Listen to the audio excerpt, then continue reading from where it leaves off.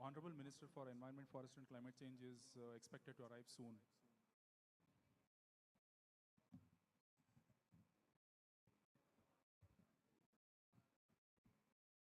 How do you turn this on?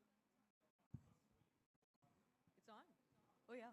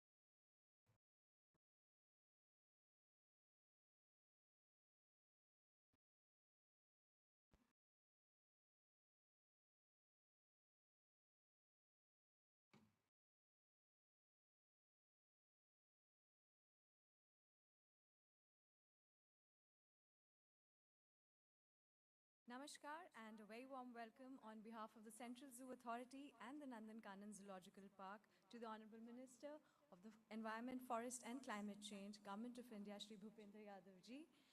Honorable Minister of State, Environment, Forest and Climate Change, Government of India, Shri Ashwini Kumar Chaubey ji. Honorable Minister, Forest, Environment and Climate Change, Government of Orissa, Shri Pradeep Kumar Amat ji. Honorable Member of Parliament, Srimati Aparajita Sarangi ji. Shri Satyabrata Sahaji, who is Additional Chief Secretary, Department of Forest, Environment and Climate Change, Government of Orissa. Shri Sushil Kumar Popli ji, who is the Principal Chief Conservator of Forest and Chief Wildlife Warden, Department of Forest, Environment and Climate Change, Government of Orissa. To the other esteemed dignitaries present here, officer in charges of Indian zoos, representatives of media, and the local authorities of the Orissa Forest Department. I heartily welcome you for this two-day national conference for zoo directors. We have gathered here today for the two-day conference at Bhubneswar, Orissa, which is known for its rich heritage, culture, and biodiversity. We have gathered to build the national capacity for species management and conservation breeding across Indian zoos. Lighting the lamp is an invocation of Goddess Saraswati to bless the conference and is symbolic to Atma Jyoti. And we will leave here, hopefully with more knowledge than before. I request Honorable Minister, Environment, Forest and Climate Change, Shri Bhupendra Yadav ji, to light the lamp and formally inaugurate the conference. And I also request the other dignitaries on the dais to assist with lighting the lamp.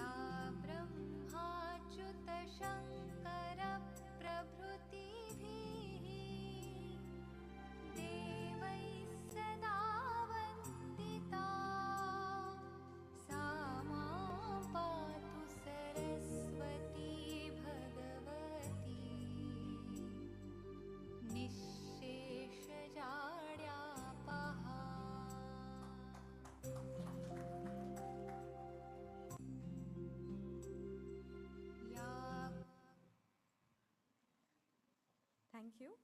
I now request Dr. Sanjay Kumar Shukla, Member Secretary, Central Zoo Authority, to formally welcome Honorable Minister, Environment, Forest and Climate Change, Government of India, Shri Bhupendra Yadav ji.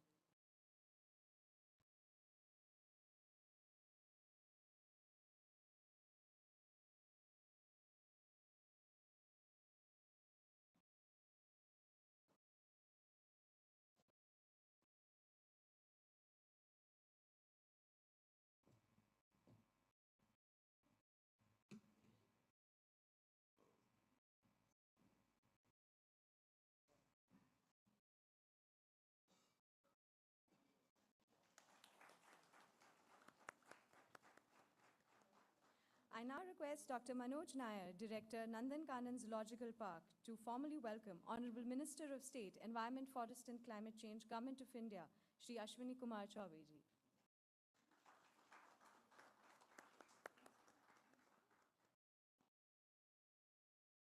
I now request Dr. Sanjay Kumar Shukla, Member Secretary, Central Zoo Authority, to formally welcome Honorable Minister, Forest, Environment and Climate Change, Government of Orissa, Shri Pradeep Kumar Amat ji.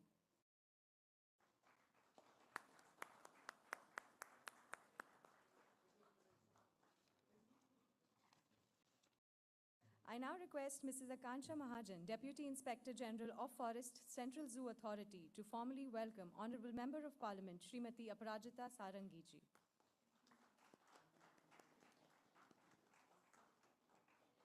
I now request Dr. Manoj Nair, Director, Nandankanan Zoological Park, to formally welcome Additional Chief Secretary, Forest, Environment and Climate Change, Government of Orissa, Shri Satyabrata Sahu ji.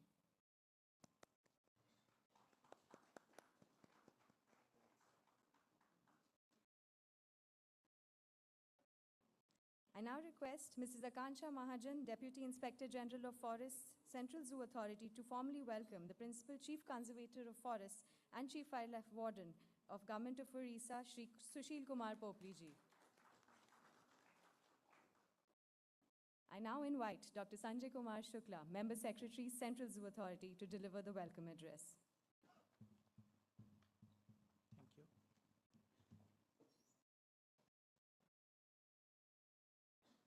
Honorable Minister for Environment, Forest and Climate Change, Government of India, Shri Bhupendra Yadav ji.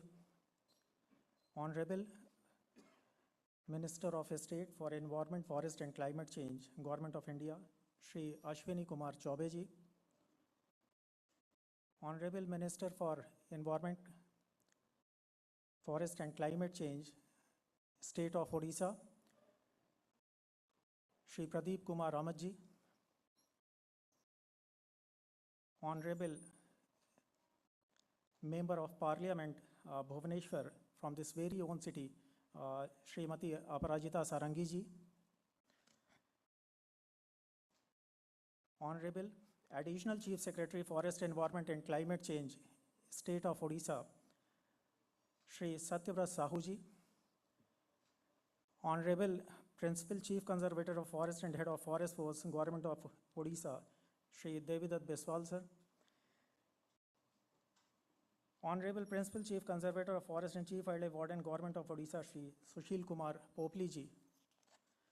On the behalf of Central Zoo Authority and the host zoo here, Nandankanan Zoological Park, I welcome all the dignitaries on the dais and all the participants who are the directors, curators, in charge, or the representatives representing various zoos of the country, our resource persons, and members of the media. I welcome you all in this inaugural session of the two-day conference of zoo directors. The rest of the participants who have come from across the country from different zoos, so they'll be participating in two-day long deliberations. So in the state of Orissa, I extend a very hearty welcome to all of you. I am very happy to be here in Bhubneswar, which is, when we talk of it, culturally very rich, whether it's architecture or other, even biodiversity-wise if we see. So this place is quite rich, has got a lot of wetlands spread across the state, and some of the fauna are really unique and endemic to this area.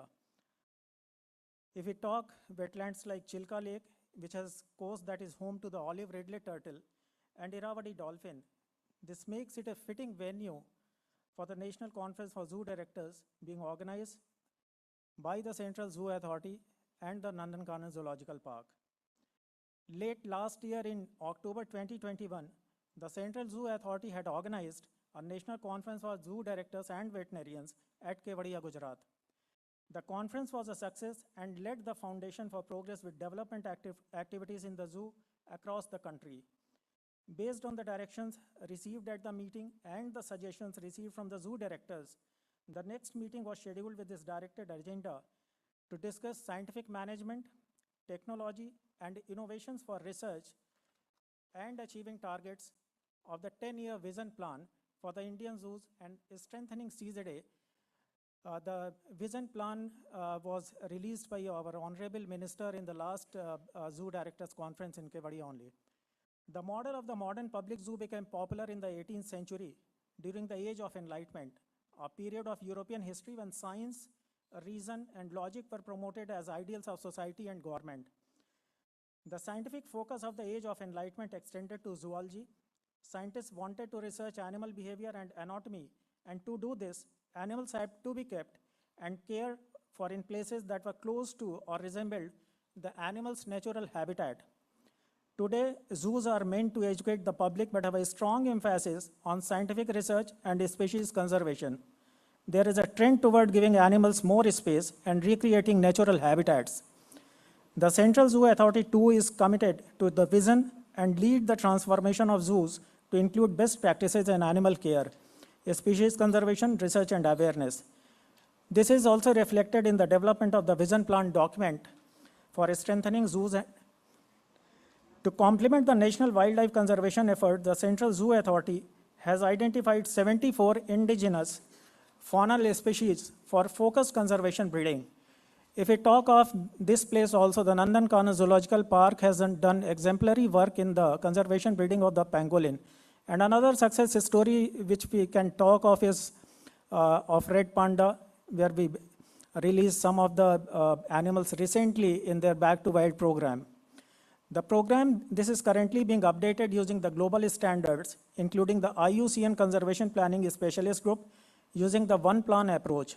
CZA has been involved in the monitoring and implementation of several research projects that have ex situ and in situ linkages and supports projects that involve innovative methods like non-invasive monitoring of hormones for stress and reproductive health. We intend to continue to support applied research which will directly impact zoo management and newer developments like biobanking. Another key highlight is the management effectiveness evaluation undertaken in 39 zoos, which provide insight related to current practices and sets a baseline for assessing and planning future actions. The evaluation report is to be released by the Honorable Minister today itself. So this will be a sort of global first when we talk of the management effectiveness evaluation. The COVID pandemic and the ensuing awareness about emerging diseases that depict close links in the health of the ecosystems, the animals within and people in the One Health paradigm has been an eye-opener, and the Central Zoo Authority is committed to build meaningful collaborations with institutions like Indian Council of Medical Research and strengthen ties with the Animal Husbandry Department for improved surveillance of diseases and monitoring animal and ecosystem health. This commitment has received a boost with a representation in the One Health mission of the Prime Minister's Science, Technology and Innovation Advisory Council. We cannot stress enough on the important role that zoos play in education and outreach as open classrooms and experiential learning centers. The Central Zoo Authority has proudly concluded the Azadi Ka Amrit Mahotsav, an outreach journey spread over 75 weeks and covering 75 species of animals in 75 zoos across all the bioregions in India. This journey condenses more than 2,000 hours of the conservation outreach under the campaign, Conservation to Coexistence, The People Connect. The takeaway from this conference is expected to be a better understanding of the progress related to the implementation of the pillars of change outlined in the vision plan and gaining a better understanding of addressing the challenges faced in the managing zoos. I take this opportunity to express my sincere gratitude to our Honorable Minister for the constant support and encouragement that has allowed us to take positive actions, and together with the zoos, partner institutes, and enthused teams spread throughout the country, lead Indian zoos to be the catalyst of transformation and build on history of innovation and leadership. I welcome again all the dignitaries on the dais and all the participants in this conference. Thank you so much. Thank you, sir, for welcoming everyone and providing an overview of the Central Zoo Authority and its vision ahead. I would now request Honorable Minister, Environment, Forest and Climate Change, Government of India, Shri Bhupendra Yadav ji, and other dignitaries on the dais to kindly release the Management Effectiveness Evaluation of Indian Zoos Manual, which is the first for the global zoo community.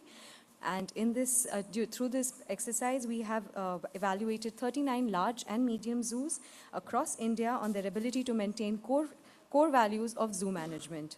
The top 3 large zoos are in order of position are Arigna Rana Zoological Park, Tamil Nadu, Sri Chama Rajendra Zoological Garden, Mysore, Sakarbagh Zoological Park, Gujarat. The top 3 medium zoos are Padmaja Naidu Himalayan Zoological Park, Darjeeling, the Zoological Garden, Alipur, Kolkata, and the Madras Crocodile Bank Trust, Chennai.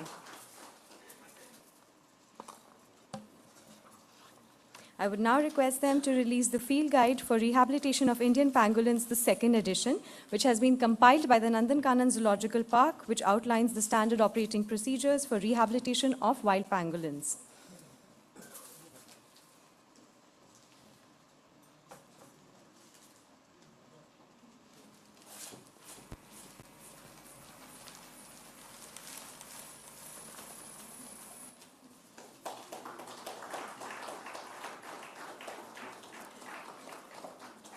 Moving on to the third release, in response to the clarion call of the Honorable Prime Minister Shri Narendra Modi ji of the Azadi Ka Amrit Mahotsav, the Central Zoo Authority, in collaboration with 75 Indian zoos, highlighted 75 conservation priority species across 75 weeks. The second edition of this highlights week 26 to week 50 of the Conservation to Coexistence, the People Connect campaign. So this is presented to you.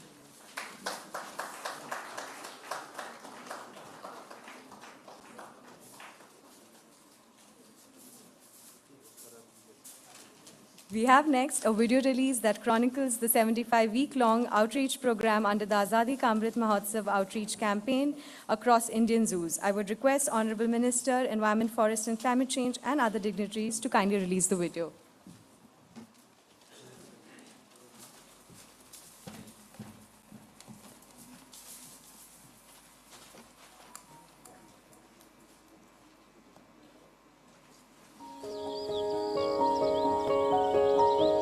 India, a country home to over 33% endemic flora and fauna species. The people of India, which include nearly 4,600 ethnic communities, have protected and maintained the rich cultural and spiritual heritage of living in harmony with nature over the centuries.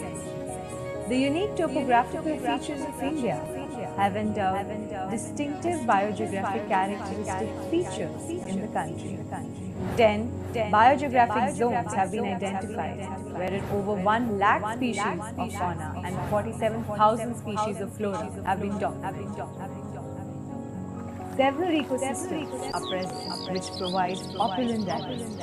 Of the globally identified 36 biodiversity hotspots, 4 of them are contained in India.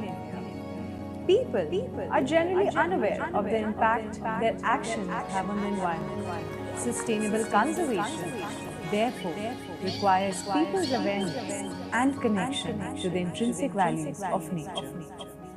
Sensitization of people to dominant threats to the environment is key to ensure conservation.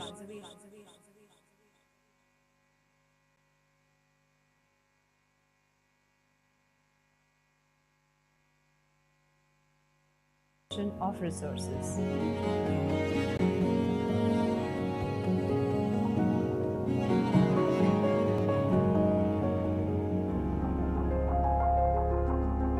The Central Zoo Authority was established on 6 February 1992 with the mandate of complementing and strengthening the national effort in conservation by grooming Indian zoos to be premium ex-situ facilities with established linkages to in-situ conservation. The mission of the Central Zoo Authority is to facilitate and advance professional animal management in the zoos of the country through technical cooperation and empower zoos with the necessary capacity to promote awareness and augment conservation efforts. And this is exactly what Central Zoo Authority is doing to support all the zoos in the country. The Central Zoo Authority has recently completed 30 years since its constitution, during which it has spearheaded the advancement of Indian zookeeping through policy decisions and technical cooperation. Zoos are centers for ex-situ conservation and learning. One of the functions of the Central Zoo Authority is to ensure the coordination of research and educational programs on wild animals housed at the zoos.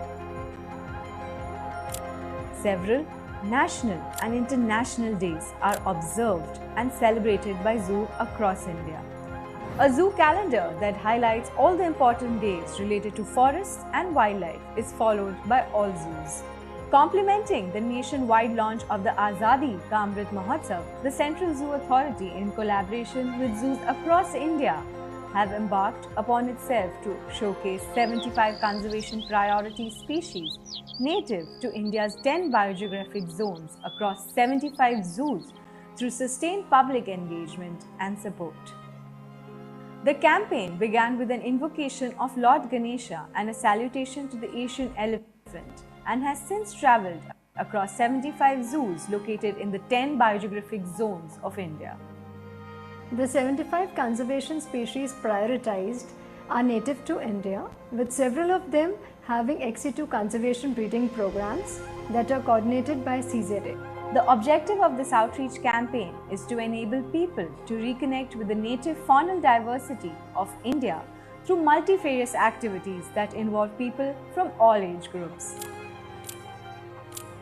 Guided zoo tours, webinars, poster, painting, essay, poetry competitions, cyclothons, marathons, plantation and cleanliness drives, to name a few, are the activities that have been organized by the zoos to engage with visitors and maximize the presence of this campaign.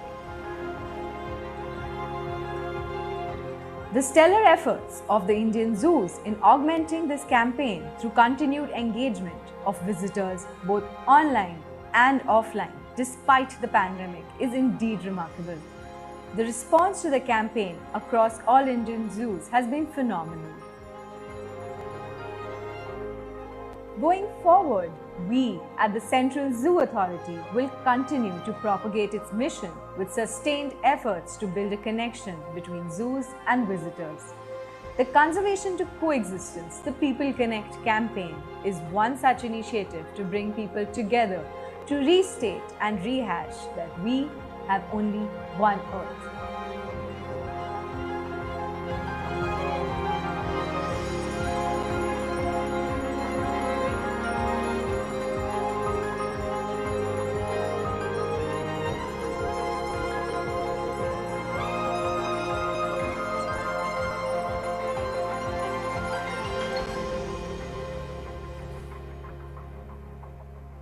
Thank you so much.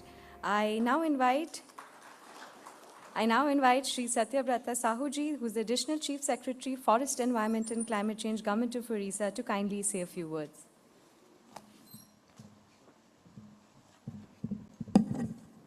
Namaskar to all. Honorable Union Minister,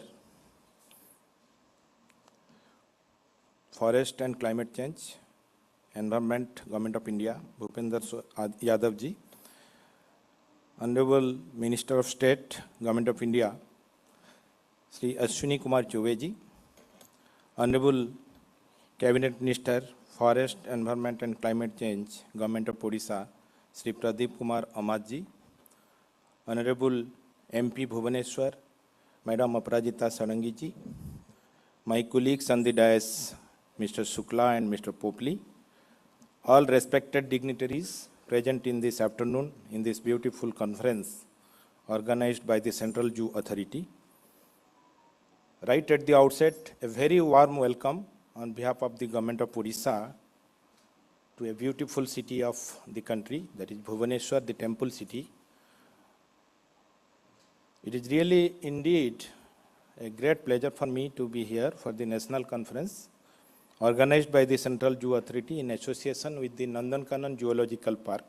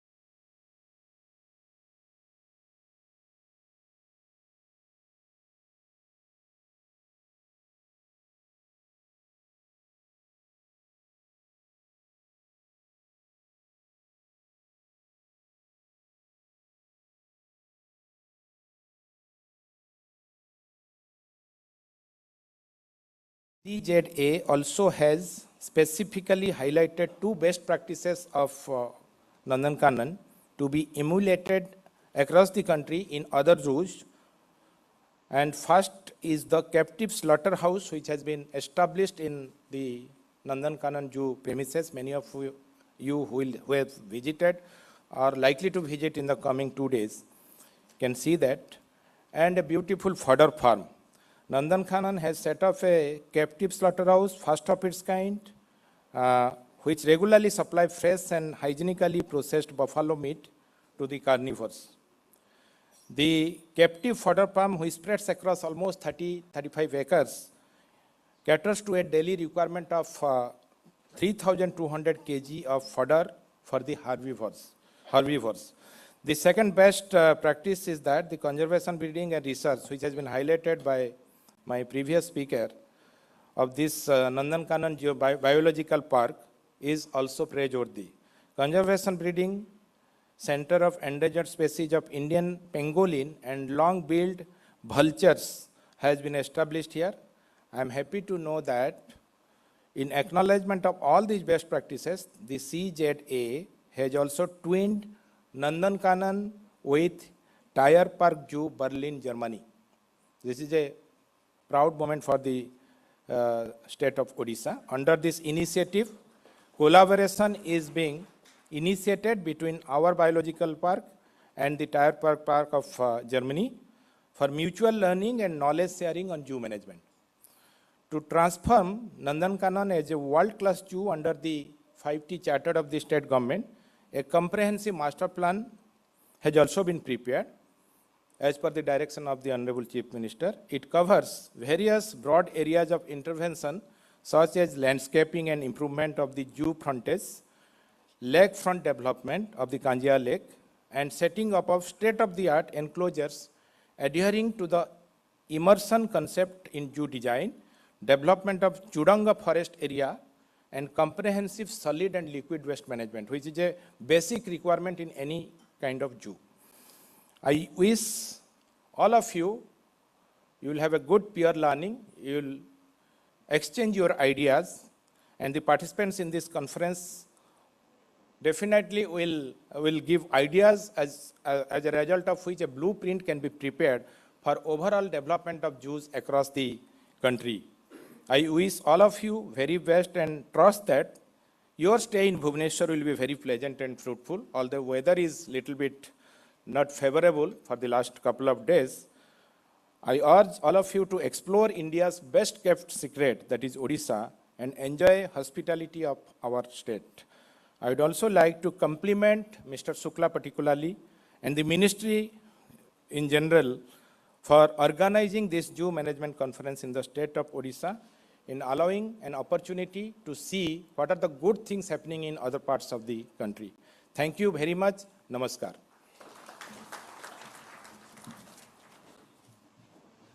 Thank you, sir, for your insightful words. I now invite Srimati Aparajita Sarangiji, who is the Honorable Member of Parliament, to say a few words.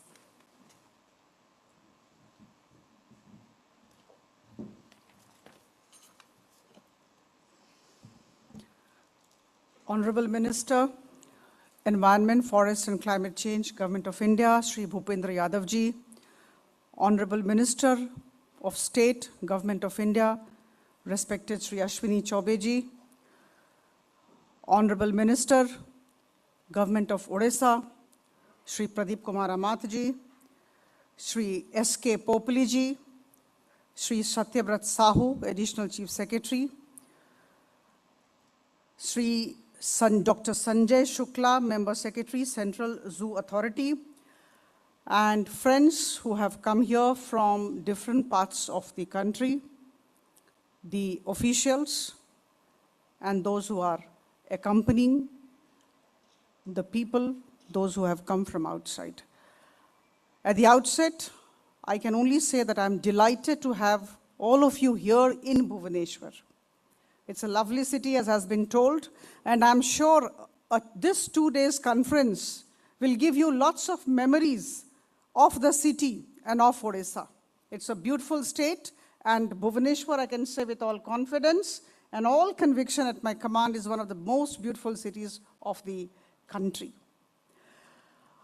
I must thank the Central Zoo Authority and the Nandankanan Zoological Park for having come together for holding this conference.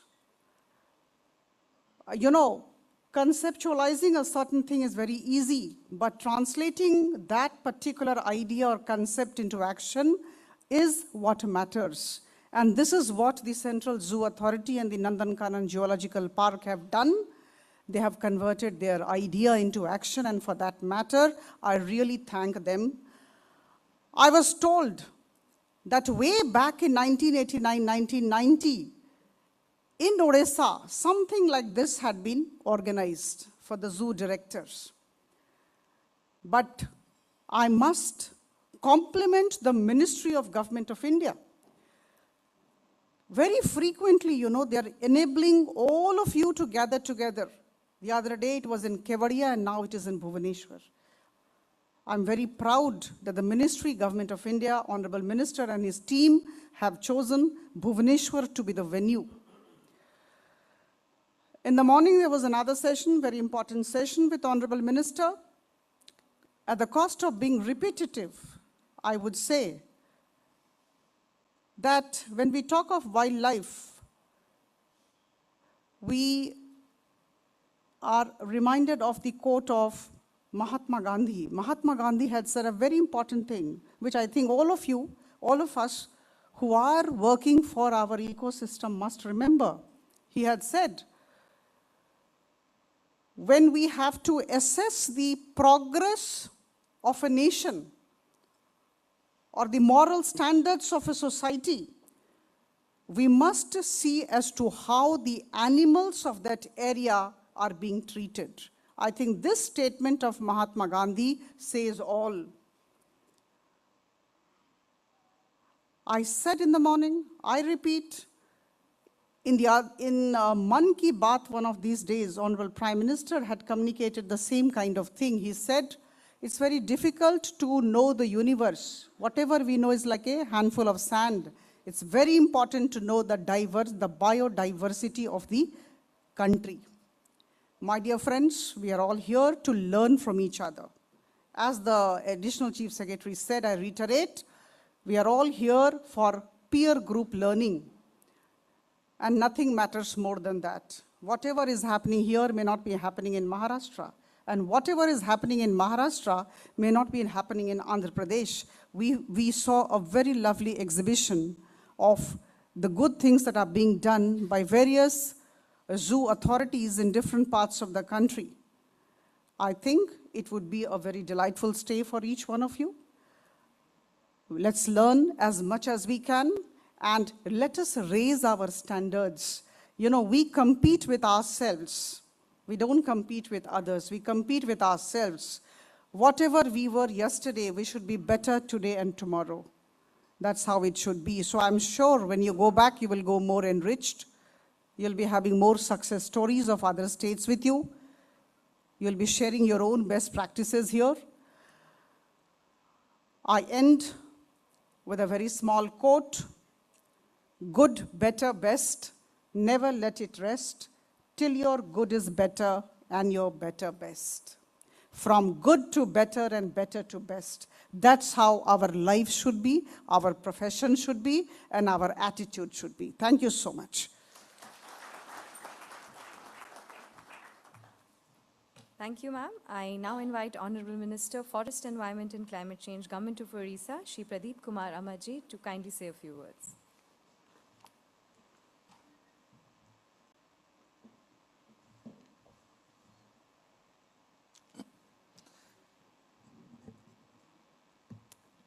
Respected Honorable Union Minister for Forest, Environment, Forest and Climate Change and Minister for Labor Employment, Sri Bhupinder Jadavji, Honorable Minister of State for Environment, Forest and Climate Change and Minister of State Consumer Affairs, Food and Public Distribution, Sri Ashwini Kumar Chubeji, Honorable Member of Parliament, Srimati Aparajita Sarangi ji, and Sri Satyabrat Sahu, Additional Chief Secretary, Forest and Environment, Government of Odisha, all other dignitaries in the dais, friends, ladies and gentlemen, and media friends. It gives me immense pleasure to be with you all here at the National Conference of Zoo Directors being organized by the Central Zoo Authority in association with the National Nandankanan Zoological Park. I feel delighted to share with all of you who have gathered here from all corners of our country that the people of Odisha are very close to nature, so much so that even our supreme deity, Lord Jagannath, is made out of the wood of neem tree. Odisha is blessed with the bounty of nature and is one of the leading large states in having forest coverage of 52,155.95 square kilometer, comprising 33.50% of the total geographical area of the state. Odisha's forest coverage has increased by 535.44 square kilometers between 2019 and 2020 due to various initiatives under the Joint Forest Management Program of the government. It is also noteworthy that Odisha topped among the states and union territories in terms of the increase in mangrove forest during the last 2 years. As for wildlife, our state is one of the richest states in biodiversity, richness, and is home to many unique aspects, including the globally endowed mass nesting beaches of the olive ridley turtles in Gahirmatha Marine Sanctuary, the only home of unique melanistic tigers in the wild at Similipal Tiger Reserve, the only state to have all 3 Indian crocodile species in the wild, one of the largest migratory waterfowl congregations in the world at Chilika Lake, also famous for Iriwadi dolphin etc. To name a few, Government of Odisha is committed to the conservation of nature and wildlife and has always emphasized the balance of forest and environment protection and development imperatives.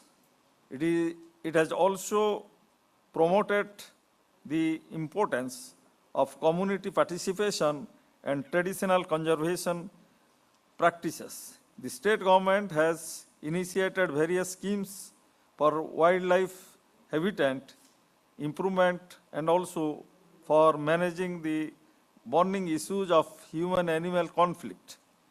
Development of Anukampa portal has added in timely payment of compassionate grants to the victims for the life and property damage due to wildlife conflict and is an apt example for use of technology in good governance. Further, to ameliorate elephant deprivation, government has approved the program Jana Suraksha Gajaraksha, in which the solar fencing will be done on the boundaries of the field. In addition to this, in the high conflict villages, a series of measures have been taken of including fixation of solar-powered streetlights. Participation of communities have also been ensured by implementation of Gajasati schemes and the active involvement of eco-development committees, Vana Suraksha Samitis, honorary wildlife wardens, and participation of various civil society organizations. Further, it is noteworthy that initiatives like sustainable nature tourism managed by the local communities has been instrumental in improving their livelihood as well as ensuring forest and wildlife conservation.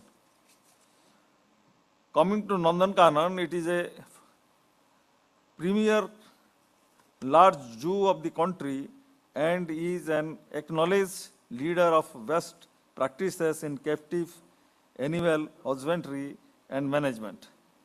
After Srikshetra Puri, it is the second highest visited destination in Odisha. Nandankanan also finds place under the 5T initiatives endured by our nature-loving Chief Minister, Honorable Shri Naveen Patnaik, with an aim of transforming the zoo to a world-class institution. I feel proud to see the upcoming changes in the zoo in the recent years and hope that it would soon fulfill the vision of the Honorable Chief Minister. Starting from being the first zoo in the world to breed gharials in the world in 1980 to conservation breeding of many endangered animals including Indian pangolin, mouse deer, tiger and vulture, I am glad to learn that Nandankanan has recently taken many innovative initiatives to create finest facilities for ensuring an exciting and memorable experience to the zoo visitors. These include the recently inaugurated multi-level car parking, the first of its kind in the country, monocoque roofway under construction, electric toy trains, etc. Further, to enhance animal welfare, the zoo is designing modern animal enclosures, providing environmental enrichment and strengthening diagnostic and healthcare facilities. Special attention is also being paid to the improvement of the visitors' amenities. I thank the Central Zoo Authority for giving us the opportunity to host this conference, and I welcome all of you once again to the beautiful state of Odisha and its capital, the city of Temple, Bhubneswar. I hope that this will be a memorable and fruitful experience for you. I urge all of you to fully make use of this gathering of experts and freely share knowledge, expertise, and technical know-how so that we can achieve the common goal of effective conservation. Thank you all. Bande Utkal Janne. Thank you, sir, for your words of wisdom and for highlighting the best practices in place for the conservation of biodiversity and sustainable use of resources in the state of Odisha. अब मैं अनुरोध करती हूँ माननीय राज्य मंत्री पर्यावरण one एवं जलवायु परिवर्तन भारत सरकार श्री अश्विनी कुमार चौबे जी कि वे इस अवसर पर अपने विचार और मार्गदर्शन प्रदान करें.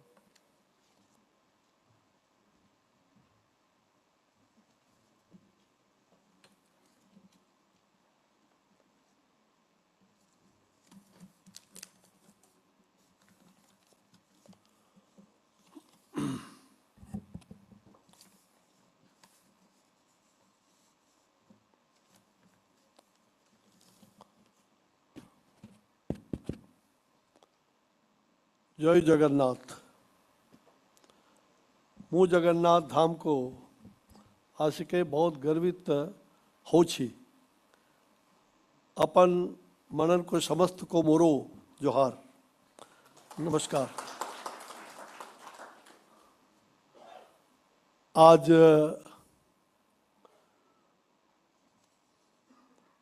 भगवान जगन्नाथ जी की धरती पर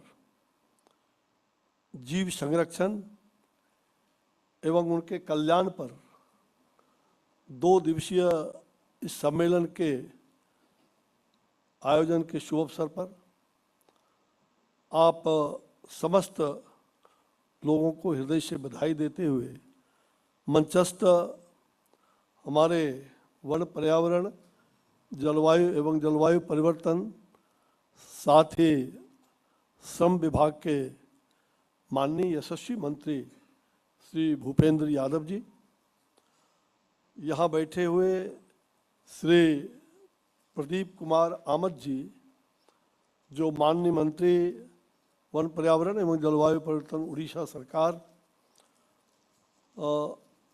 हमारी हम कह सकते हैं कि छोटी बहना है, जिन्हें बाल्यकाल से हमने देखा है। हमारे गुरु की बिटिया भी है, भुवनेश्वर से, जहाँ भागलपुर बिहार से जन्मी पली और आज भुवनेश्वर के इस धरती पर आकर के सेवा भाव से कार्य कर रही है।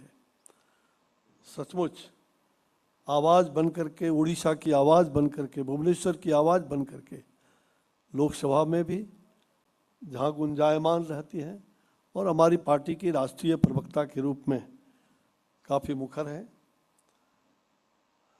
यहाँ बैठे हुए हमारे अपर मुख्य सचिव जो श्री सत्यव्रत साहू जी, हमारे श्री सुशील कुमार पोपली जो मुख्य वन्य जीव प्रबंधक भी हैं, डॉक्टर संजय कुमार शुक्ला सदस्य सचिव केंद्रीय चिड़ियाघर, और पूरे भारत से विभिन्न जू के चिड़ियाघर के निदेशकगण, आप सब लोग यहाँ आए हैं। मुझे दूसरी बार आप सब लोगों से मिलने का सामूहिक रूप से मौका मिल रहा है। केवड़िया में मिला था पिछले वर्ष और इस वर्ष आपसे यहाँ मिलने का एक बड़ा ऐसी पावन पुनीत धरती जिसके बारे में कहा गया है, नीलांचल निवासाय नित्याय परमात्मे बलभद्र सुभद्राभ्याम जगन्नाथ ते नमः। ऐसे जगह पर मिल रहे हैं जहाँ से मोक्ष ही मिलता है। मुझे खुशी है कि प्राणी उद्यानों के बारे में जहाँ हम सब लोगों ने काफ़ी अध्ययन किया, अभी 3 पुस्तिका का भी विमोचन माननीय जी मंत्री जी के हाथों हुआ। हम सब लोगों ने हमने मानवता की आवाज़ को तो बराबर मुखर होते हुए देखा है, लेकिन पशु पक्षी की आवाज़ को शायद कोई नहीं पहचानता, न तो कोई ध्यान देता है। मुझे लग रहा है कि बेजुबान जानवर और अपनी आवाज़ जो उठा नहीं सकते, उसकी आवाज़ अगर कोई सुनता है, कोई समझता है, कोई उसके अनुकूल काम करता है, तो वो है आप जैसे चिड़ियाघर के सभी निदेशक भाई और बहनों। आप सबका प्रयास रहता है कि चिड़ियाघरों में जो कर्मियों और उनके जो जानवर हैं, उन जानवरों को, उनके बच्चे से जो स्नेह, आपका जो लगाव है, और इसका ज्वलंत उदाहरण मैंने कई बार देखा है और मैं देना चाहूँगा। जब अरुणाचल प्रदेश के वन क्षेत्र में मुझे जाने का मौका मिला इस मंत्रालय के प्रारंभ में, तो मैंने वहाँ हुलुक बंदर भी देखा, और वन के मंत्री होने के नाते वन सचिव, वहाँ के वन मंत्री और वन सचिव और अन्य उपस्थित अधिकारियों ने काफ़ी कहा जाए कि कोशिशें की एक दुर्लभ जो भालू था उसको बाहर निकालने का, लेकिन वो आ नहीं रहा था। और ज्यों ही जो वहाँ का निदेशक थे और एक रक्षक, उन्होंने ज्यों ही उसका नाम लेकर के बोला, उसका नाम लालू था, भालू का नाम लालू, और ज्यों ही बोला वो लालू निकल करके बाहर आ गया और बड़ा मुड़ी हिलाते हुए हम सब लोगों के सामने, और उसने नतमस्तक एक जैसा लग रहा था। इतना प्यार मेरे जीवन में शायद वो बहुत पहली बार मैंने उस रूप में देखा कि कितना प्यार और कितना प्रेम और कितना आपसे जुड़ा हुआ है, क्योंकि आप उसकी चिंता करते हैं। मुझे लग रहा है कि आज इस घटना का मेरे जीवन में बहुत असर पड़ा है, और सचमुच में जीव जंतु और जन की तरह ही प्यार और दुलार के भूखे होते हैं। मुझे लगता है कि हमारे तरह ही वो संवेदनशील भी है। मुझे धर्म के अनुसार अगर कहा जाए तो आप सभी बहुत पुण्य का काम कर रहे हैं। कभी भगवान श्री राम 14 वर्षों के लिए वनवासी राम, जिन्होंने लोक संग्रह, लोक सेवा, लोक कल्याण और लोक निर्माण के लिए 14 साल तक जंगल में बिताया, और सभी वन्य प्राणियों के साथ जो उनका सद्भावना, उनका प्रेम, उनका व्यवहार, ये अमिट है। आज ऐसे ही वन प्राणियों के प्रति सबको जोड़ करके और सब उनके काम आए, आज ऐसे वनवासी राम को हम सब लोग स्मरण करते हैं, मर्यादा पुरुषोत्तम को। तो सचमुच में मैं चाहूँगा कि इस अधिवेशन में जहाँ आप देश विदेश में जो अपनाई जा रही कई नई नई पद्धतियाँ हैं, कई तकनीक हैं, और शोध भी इस पर गहन चर्चा भी हो रही है।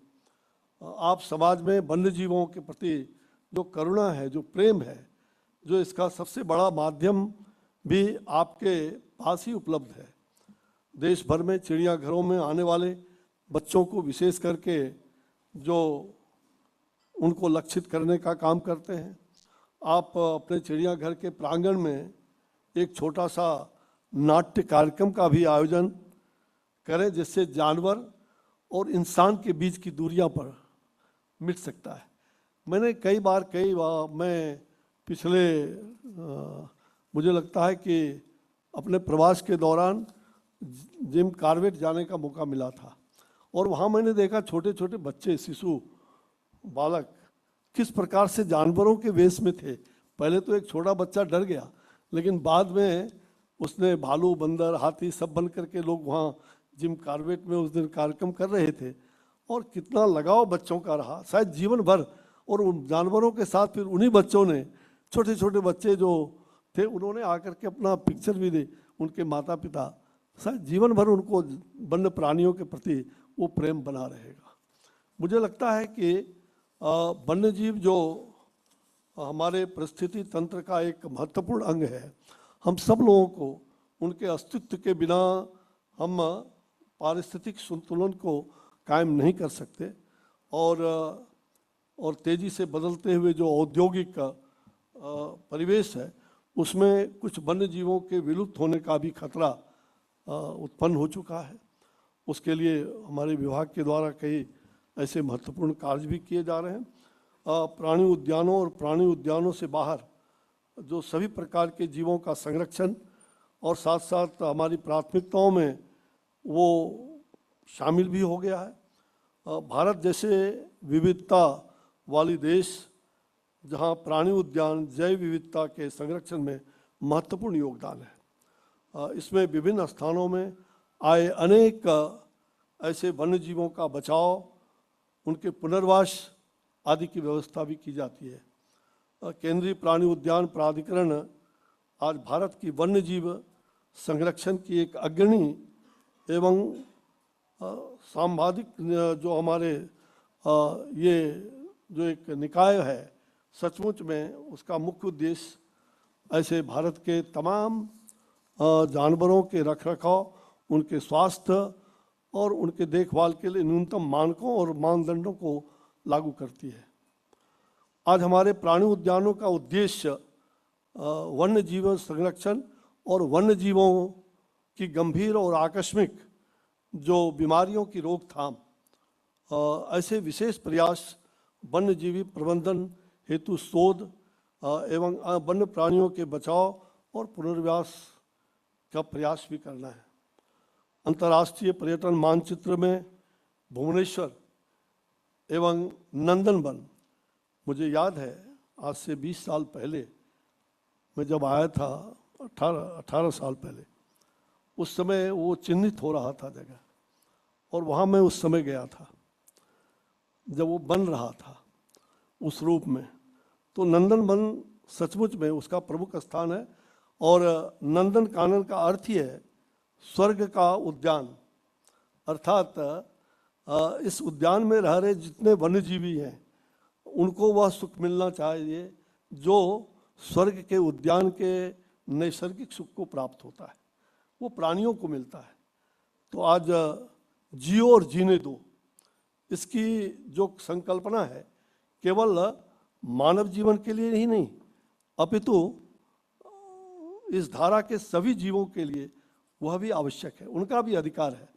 और मुझे लगता है कि वन्य प्राणियों के प्रति स्नेह, जागरूकता और संरक्षण, उनके संरक्षण का जो एक मानक कार्य प्रणाली आपने विकसित किया है, हम सभी इस लक्ष्य को आगे बढ़ाने में समर्थ हों। और केंद्रीय प्राणी उद्यान प्राधिकरण यह सराहनीय कार्य कर रहा है, इसके लिए मैं आपको कोटि से बधाई भी देता हूँ। पिछले वर्ष हम लोगों ने चिंतन मनन की बैठक जो केवड़िया में आपने 2 दिनों तक किया, और उभरते हुए पर्यटक जो गुजरात में आदरणीय प्रधानमंत्री जी के नेतृत्व में, उनके मार्गदर्शन में जो उस स्थल को बहुत ही पावन स्थल बनाया गया है, ऐतिहासिक धरोहर है, तो निश्चित रूप से उस कार्यक्रम में आप लोगों ने गोष्ठी के माध्यम से और जो अच्छे कार्यक्रम सोचा है उसको आप बढ़ा रहे हैं, उसके लिए आपको साधुवाद है।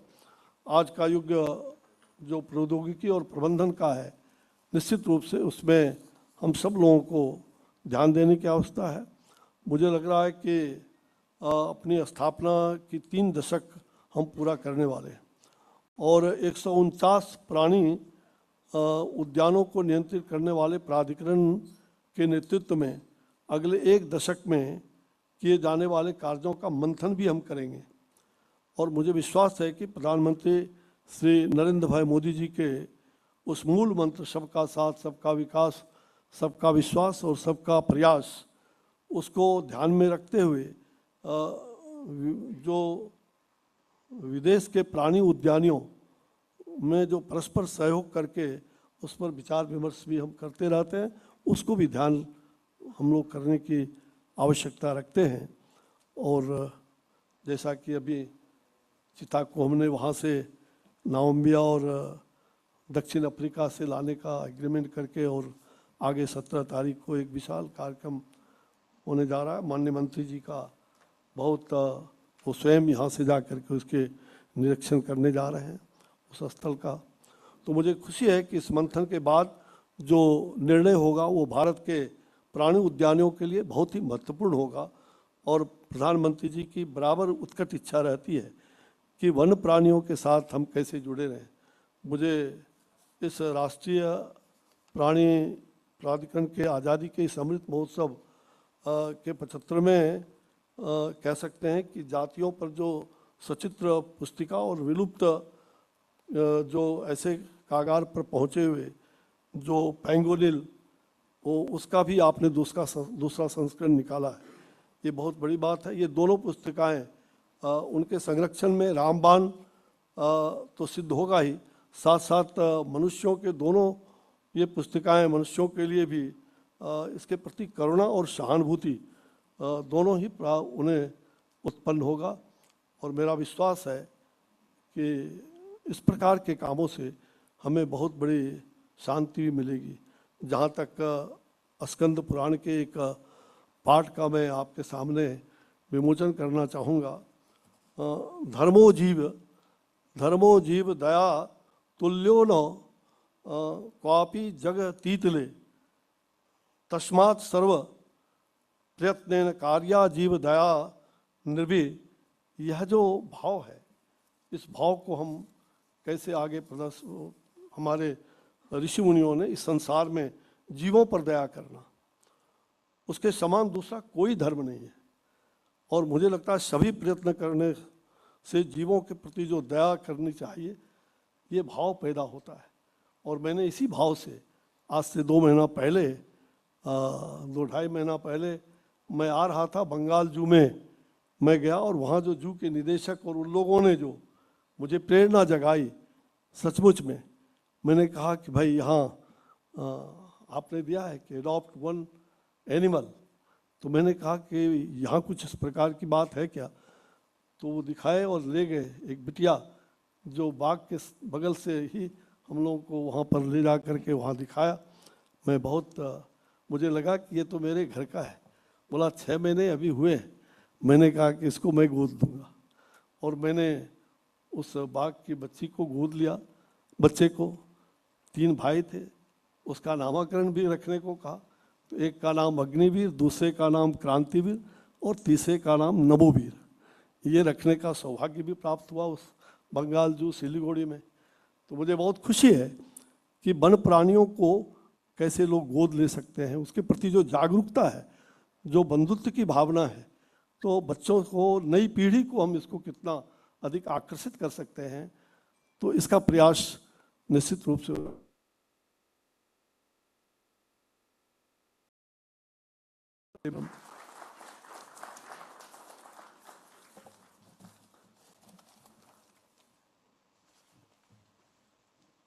धन्यवाद सर, अपने विचार और मार्गदर्शन प्रदान करने के लिए यहाँ पर हम सबके साथ।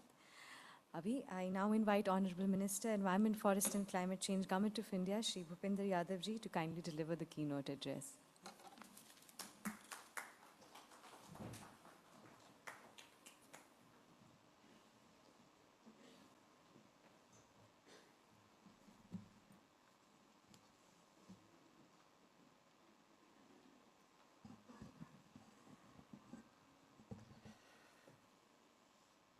केंद्रीय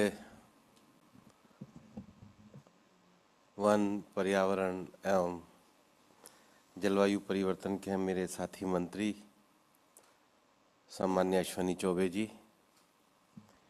भुवनेश्वर की सांसद सम्मान्य अपराजिता जी, सेंट्रल जू अथॉरिटी के मुख्य कार्यकारी अधिकारी सम्मान्य संजीव शुक्ला जी, मंच पर बैठे उड़ीसा के हमारे सम्मान्य मंत्री श्री प्रदीप कुमार जी,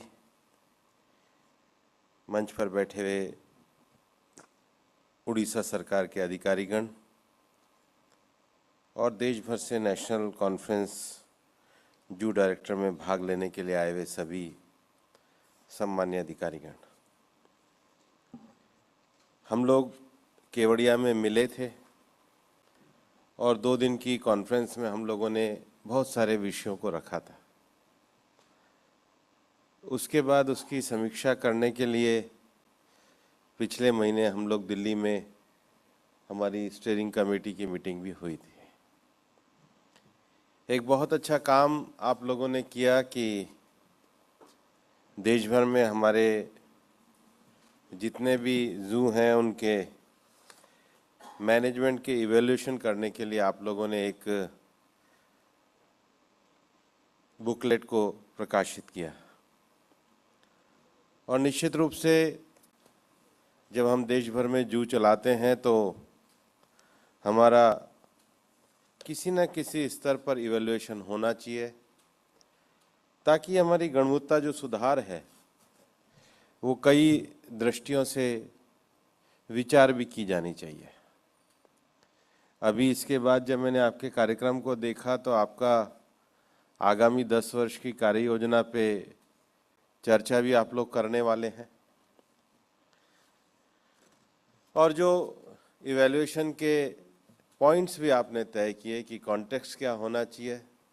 कॉन्टेक्स्ट में विशेष रूप से हम लोग जब जू चलाते हैं तो जो भी पशु पक्षी हम लोग कंजर्वेशन के लिए रखते हैं उनके लिए हमारे एथिकल स्टैंडर्ड क्या होने चाहिए, उसका लैंडस्केप जो है उससे लेकर उसकी जो एसेंशियल रिक्वायरमेंट है उसको हम कितना पूरा कर पाते हैं। दूसरा, पूरी मैनेजमेंट, प्लानिंग और कैप्टिव कंजर्वेशन के लिए जो ब्रीडिंग नॉर्म्स हैं, उनके जो प्लान है उसको आपने बनाया, फिर अल्टीमेटली कोविड के समय में मुझे लगता है कि बाकी बाहर के लोगों को इतनी जानकारी नहीं होगी, लेकिन मेरे को लगता है जो सबसे टफेस्ट काम था वो हमारे जू के अधिकारियों का था, क्योंकि सब कुछ बंद था, कोई आ जा नहीं रहा था। लेकिन उस समय भी मैं बधाई देना चाहूँगा कि हमारे देश भर के जू के जितने भी अधिकारी हैं उन्होंने मानवता का भी बहुत बड़ा काम किया, और उसके लिए मैं आपके पूरे विभाग को बधाई देता हूँ। और इसीलिए एक और विषय जो पिछली बार केवड़िया में भी आया और जो चर्चा में मैंने कहा कि कभी भी ऐसी दिक्कत, कोई भी संकट आ सकता है, संकट आने में किसी से पूछ कर नहीं आता है। तो अल्टीमेटली हमारा जो जू है उनका सस्टेनेबिलिटी का पैटर्न क्या होना चाहिए। उस समय एक विषय आया था, ये कहा गया था कि अलग अलग जू के साथ हम किसी न किसी सामाजिक हस्ती को जोड़ें। कुछ लोग हमारे साथ आए भी, लेकिन उसकी क्या रिपोर्ट आई या उसके संबंध में हम क्या नए प्रयोग और इनोवेशन कर सकते हैं। मुझे लगता है कि शुक्ला जी जब दिल्ली आपके इस पूरे सम्मेलन की रिपोर्ट लेकर के आएंगे तो पब्लिक पार्टिसिपेशन की दृष्टि से और इस तरह के अपना जो एक सिस्टमेटिक मैनेजमेंट है उसको, उसके नाते हम क्या कर सकते हैं सस्टेनेबिलिटी को लेकर, उसकी जरूर आपके सुझाव लेकर के आएंगे। और जब हम पूरे देश भर में जू चलाते हैं तो उसका एक आउटपुट भी आता है। हमारे जू के जो आउटपुट हैं और आउटकम्स हैं उसको लेकर के भी काफ़ी रैंकिंग की व्यवस्था आप लोगों ने की है।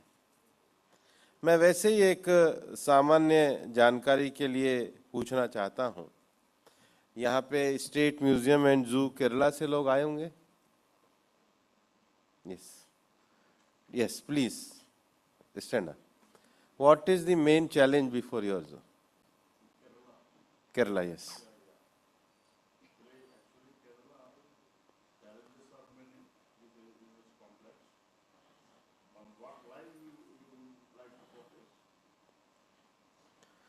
In challenges in terms of your context, your output, your planning.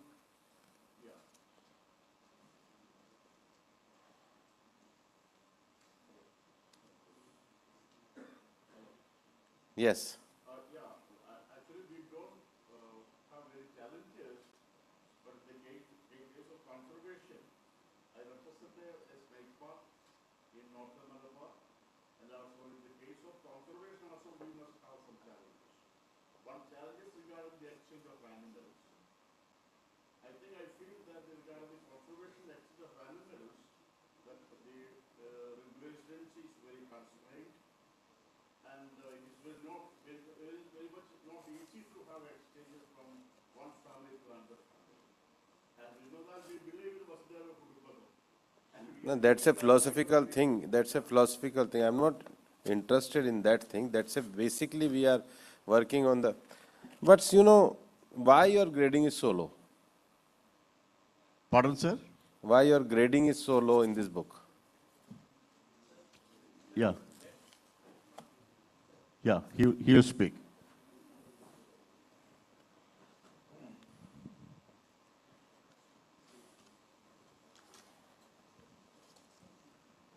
Sir, I am from State Museum and Zoo. Yes. It's located at Thrissur. Yes. And I too represent Trivandrum Zoo also. So for the last 6 years, I was working in Trivandrum Zoo, and now presently I am in Thrissur Zoo.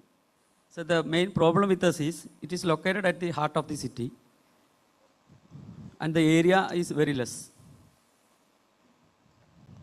So it's the same situation like we shut down the Kolhapur, or Kolhapur Zoo. Like same situation, isn't it? So? Sir, but we have selected the species in such a way that we can accommodate them there. But along with the zoo, we have museums, and all these things are coming under a single department, museum and zoo. I think Shukla, you appoint a committee, especially with the two zoos, the State Museum Zoo and who belongs to the Sayaji Bagh Zoo? Sayaji Bagh Zoo?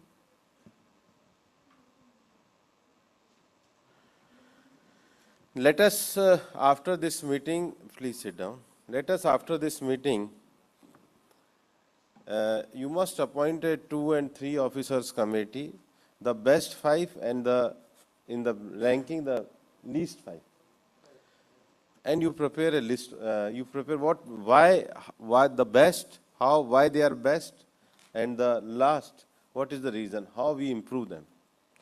और मुझे लगता है कि हमें best और last के बीच में performance index को चेंज करना होगा। इसलिए आप जो भी बातें करें एक सेशन इसमें निकाल के ज़्यादा समय लगा के प्रैक्टिकल बनाइए, क्योंकि कुछ जूस को कुछ आपके जो चिड़ियाघर हैं उनको 85 बिलो ओवर 70 है, और कुछ का जो आपका रैंकिंग है वो 25 से भी नीचे है।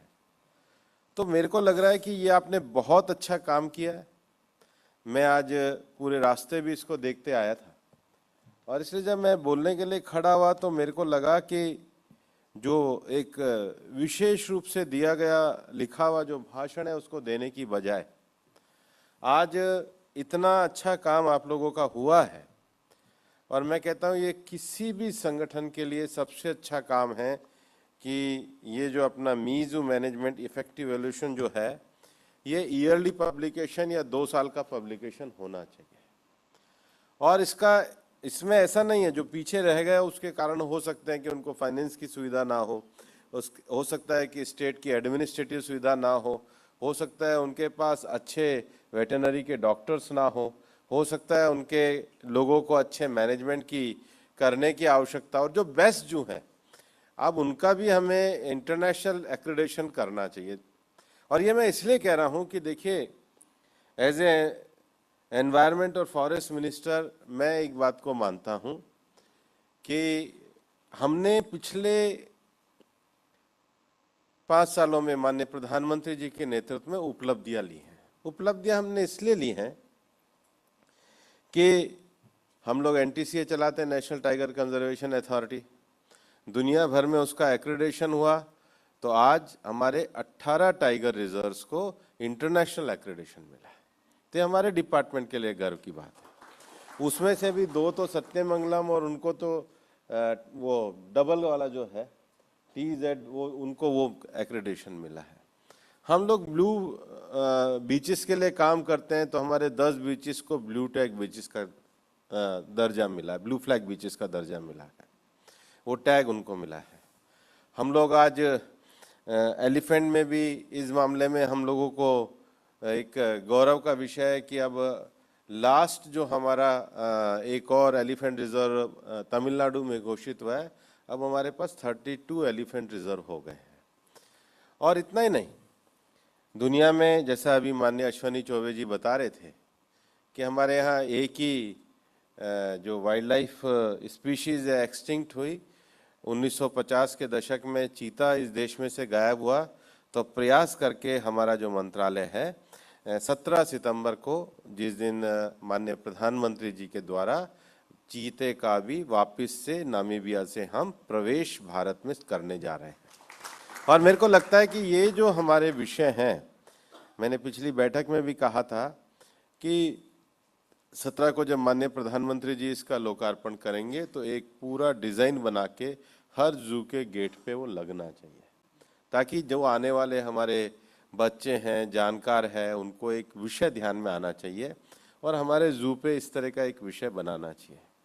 आपकी जानकारी के लिए हम लोगों के प्रोजेक्ट एलिफेंट के 30 साल पूरे होने जा रहे हैं, और हमारी इस बार हम लोगों ने जो मंत्रालय में तय करा था कि इस बार हमारे जो वाइल्ड लाइफ से जुड़े हुए जितने भी कार्यक्रम होंगे वो मंत्रालय के दिल्ली के कार्यालय में ना होकर के उन स्थानों पर होंगे जहाँ से उनका संबंध रहता है।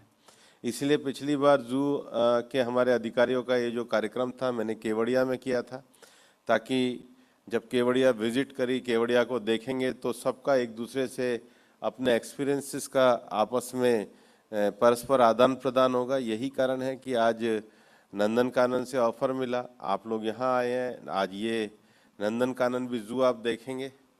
ऐसे ही अब हमारा जो NTCA की मीटिंग है वो भी हमारी NTCA की मीटिंग हमने बाहर ही शुरू करी।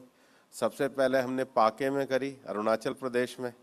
तो बहुत सारे IFS जिंदगी में पहली बार वहाँ गए, क्योंकि सर्विस करते हुए कि कौन अरुणाचल प्रदेश में टाइगर रिजर्व में जाके मीटिंग में बैठेगा। और दूसरी फिर हमने ताड़ोबा में करी, टाइगर डे भी हमने वहीं मनाया। और एलिफेंट का भी, अब हमारी एलिफेंट की स्टीयरिंग कमेटी हुई तो पहली तो राजाजी पार्क के पास में ही हुई देहरादून में, और दूसरी जब हमने करी तो फिर वापस केरल में जो पेरियार है वहाँ पर जाकर के करी।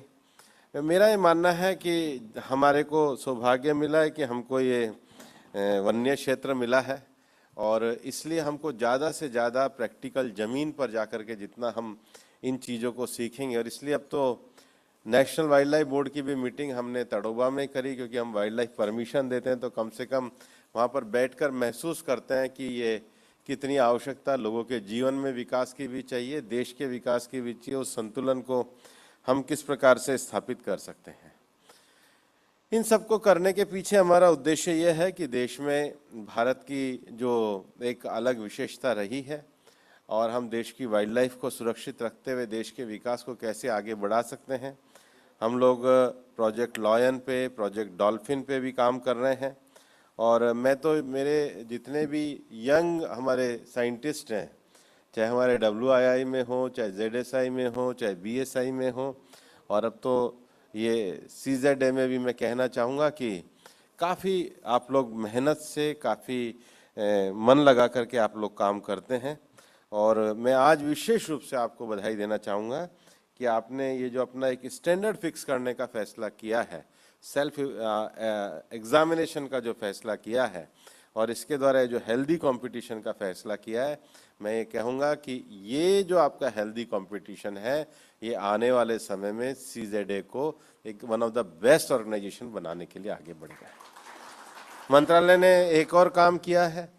हमारे यहाँ पर ऐसे 17 संस्थान चलते हैं, और लेकिन कभी ऐसा होता है कि 17 संस्थान कभी आपस में बात नहीं करते, क्योंकि कभी CZA वाले WII के साथ नहीं बैठते, WII वाले ZSI के साथ नहीं बैठते, ZSI वाले BSI के साथ नहीं बैठते, BSI वाले फ़ोन करते हैं कि हम तो उस फॉरेस्ट में जाना चाहते हैं, तो DFO अंदर नहीं जाने देते।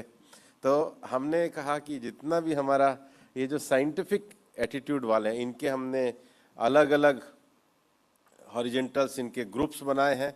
कुछ हमारे हैं जो कंजर्वेशन और टैक्सोनॉमी को लेकर के काम कर सकते हैं, कुछ हैं जो मैनेजमेंट को लेकर के काम कर सकते हैं, कुछ हैं जो फ्यूचर के जो क्लाइमेट चैलेंज है, रेजिलिएंट, उनके रेजिलियंस को लेकर के प्लानिंग को बना सकते हैं। और इनको अलग अलग वर्टिकल में रहते हुए सब एक साथ कैसे बैठें। तो मंत्रालय में शुक्ला जी भी थे उस ग्रुप में। सभी संस्थानों के डायरेक्टर्स ने बैठ करके क्या विज़न होना चाहिए, एक 2 दिन के लिए हम लोगों ने ब्रेन स्टॉर्मिंग सेशन किया। फिर मैंने कहा कि भाई ये तो केवल डायरेक्टर बैठे हैं जो रिटायर होके जाएंगे हैं, ये जो इनका ब्रेन स्टॉर्मिंग सेशन है, ये उनके साथ भी बैठना जिन ऑफिसर्स की एज अभी 30 to 35 ईयर है, ताकि इनको भी लगे कि 20 साल बाद इस जगह पे पहुंचेंगे तो उनको ध्यान में रहे कि हम भी इस प्लानिंग में आने वाले 20 साल में क्या कंट्रीब्यूट कर सकते हैं।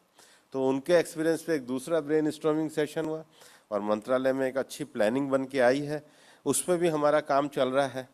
मेरा मानना यह है कि आप जब 2 दिन के लिए बैठते हो, 2 दिन के लिए इन विषयों को विचार करते हो, तो आप ये मान करके चलना कि आप यहाँ पर इंस्टीट्यूशन बिल्डिंग का काम भी करते हैं, क्योंकि आप एक पर्टिकुलर अगर सेंट्रल जू अथॉरिटी में है, तो ये जो आपने अपने आप में जो अपने आउटकम के जो पॉइंट तय किए हैं, इन पे जब आप शेयरिंग करते हैं, तो ये ना केवल पॉलिसी को आगे बढ़ाने में मदद करते हैं, बल्कि हमारे इंस्टीट्यूशन के एथिक्स, इंस्टीट्यूशन की कार्यप्रणाली और उसके ऑब्जेक्ट को भी तय करते हैं। मैं आपको एक और विषय ये कहना चाहता हूँ, इस बार हमसे ये छूट गया, लेकिन मुझे लगता है यहाँ से जाने के बाद आप ज़रूर इस पर करिए। इस बार जब चीता का ये जो इंट्रोडक्शन हो रहा था, तो हमें लगा कि इसके साथ हम अपनी नई पीढ़ी को कैसे जोड़ सकते हैं, क्योंकि हम नामीबिया से चीता ले आएंगे, साउथ अफ्रीका से चीता ले आएंगे, छोड़ देंगे। हमने कूनो में एक लगभग 800 किलोमीटर का एक एनक्लोजर भी तैयार कर लिया है। सारे साइंटिस्ट वगैरह पिछले 1 साल से, जब से मैं मंत्री लगा हूँ, साउथ अफ्रीका, नामीबिया, सारे साइंटिस्ट को बुला के हमने एग्जामिनेशन भी कर लिया है। लेकिन अल्टीमेटली नई जनरेशन को कैसे जोड़ेंगे, इस बार हम लोगों ने एक बहुत अच्छा काम किया। नेचुरल हिस्ट्री जो हमारा ये म्यूज़ियम है, इनके साथ मिलकर के और WII के यंग साइंटिस्ट के साथ मिलकर के लगभग हमने 10,000 बच्चों को वर्चुअल माध्यम से अप्रोच किया कि 9, 10th, 11th, 12th के बच्चे वर्चुअली अब सब जुड़ सकते हैं। प्लस इनके जो हमारे नेचुरल हिस्ट्री के जो यंग साइंटिस्ट है वो WII के यंग साइंटिस्ट है, यंग IFS अफसर, और उनका हम लोगों ने आपस में अभी 2 दिन पहले से ही एक स्कूल्स को कहा कि आप एक 40 मिनट की क्लास इस चीज़ की वर्चुअल दीजिए, ताकि वो फिर एक दूसरे से बात करेंगे, बच्चे भी क्वेश्चन करेंगे, फिर वाइल्ड लाइफ का हम उनको वीडियो दिखाएंगे, फिर चीता का वीडियो दिखाएंगे। क्योंकि आधी दुनिया को कई बार मैं लोगों से सुनता हूँ तो मुझे आश्चर्य होता है, लोगों को समझ में नहीं आता है। मैं गिर में गया और वापस आया, मैंने कहा कि लॉयन है, बोले हाँ कॉर्बेट में भी लॉयन है। ये लॉयन, टाइगर, चीता, इसमें डिफरेंस क्या है, कार्निवर में क्या है, लेपर्ड डिफरेंस क्या है, ये कम से कम बच्चों को आना बहुत ज़रूरी है। किसकी क्या कंडीशन है, किसकी क्या खासियत है, किसकी क्या ट्रेडिशंस हैं, किसका क्या जीने का तरीका है, ये जब तक हम नहीं जानेंगे और इसको हम अपने नौजवान पीढ़ी के साथ नहीं जोड़ेंगे तब तक विषय नहीं आएगा। और इसलिए पिछली बार जब मैं दिल्ली के जू में गया था, आपके अधिकारी लोग बैठे थे और अभी अब बहुत अच्छा आप लोगों ने मैंने आपके एग्जीबिशन वगैरह में भी देखा है कि आप बच्चों के कंपटीशन वगैरह करा रहे हैं, वो चित्र वगैरह बना रहे हैं। लेकिन अब तो बहुत एडवांस है, हम बहुत अच्छे वीडियोस, मूवी वगैरह बनाकर जो भी हमारे यंगस्टर के जो ग्रुप्स आते हैं उन ग्रुप्स को वो मूवी अगर दिखाई जाए तो वो ज़्यादा से ज़्यादा अच्छे तरीके से नेचर को, नेचर के एग्जिस्टेंस को, नेचर की बनावट को, नेचर के महत्व को जान सकेंगे। कई बार हमें ऐसा भी लगता है कि हम केवल किसी जानवर के लिए ही कर रहे हैं, ऐसा नहीं होता है। जब पिछले दिनों हमारे NTCA से हमने एक एटलस पब्लिश करवाया कि देश में हमारे जो 52 टाइगर रिजर्व्स हैं वहाँ से देश के 250 वाटर रिसोर्सेज निकलते हैं। सारा ही पानी हिमालय से नहीं आता है, ये हमारे सतपुड़ा से, हमारे अमरकंटक से, आज हमारी कावेरी है, महानदी है, कृष्णा है, गोदावरी है, नर्मदा जी है, कहाँ से निकलती हैं। अगर आप देखोगे तो ये जो हमने जो नेचर के जो हमने रिजर्व बना रखे हैं यहीं से ही निकलते हैं। तो वो केवल टाइगर के लिए नहीं है, वो हमारी जो उसके साथ लंबे बसे हुए जो शहरी सभ्यताएं हैं, जो ग्रामीण सभ्यताएं, जो कृषि क्षेत्र हैं, उन सब की भी ज़रूरतों को पूरा करने का काम हमारे ये रिजर्व्स एरिया जो है ये करते हैं। इसके प्रति सेंसिटिविटी लाने के लिए हम लोगों के लिए जू एक बहुत बढ़िया एजुकेशन का माध्यम है। आप मान के चलना, आप जो, और मेरा अब भी ये मानना है, मैं पूरा जितने भी जू में जाता हूँ, देखता हूँ, या मैं कभी पहले भी जाया करता था, देश के आज भी मध्यम वर्ग, निम्न मध्यम वर्ग के लिए भी अगर कोई जाने की जगह है जहाँ पर पूरा परिवार जाता है और पूरा परिवार आनंद के साथ 2 घंटे रिलैक्स होकर आता है, तो मैं अब भी मानता हूँ वो जू है। जू सामान्य देश के नागरिक के जीवन में खुशहाली लाने का काम करते हैं। ये तो ठीक है, वो जब आते हैं बच्चों के साथ और कोई बड़ी चीज़ नहीं दिखा सकते, लेकिन जू में आकर के जब वो बच्चों को दिखाते हैं तो आप देखते होंगे उनके चेहरे पे एक अलग किस्म की खुशी आती है। तो हम सामान्य जीवन जो व्यक्ति है उसके जीवन को स्ट्रेस फ्री करने का काम करते हैं। ये एक तरीके से उसका एक साइड प्रोडक्ट है, पर ये है, इस सच्चाई को हमको मानना पड़ेगा। जू हमारा एक पार्ट ऑफ कल्चर होना चाहिए। जितना अच्छा म्यूज़ियम होता है उतना अच्छा जू होना चाहिए।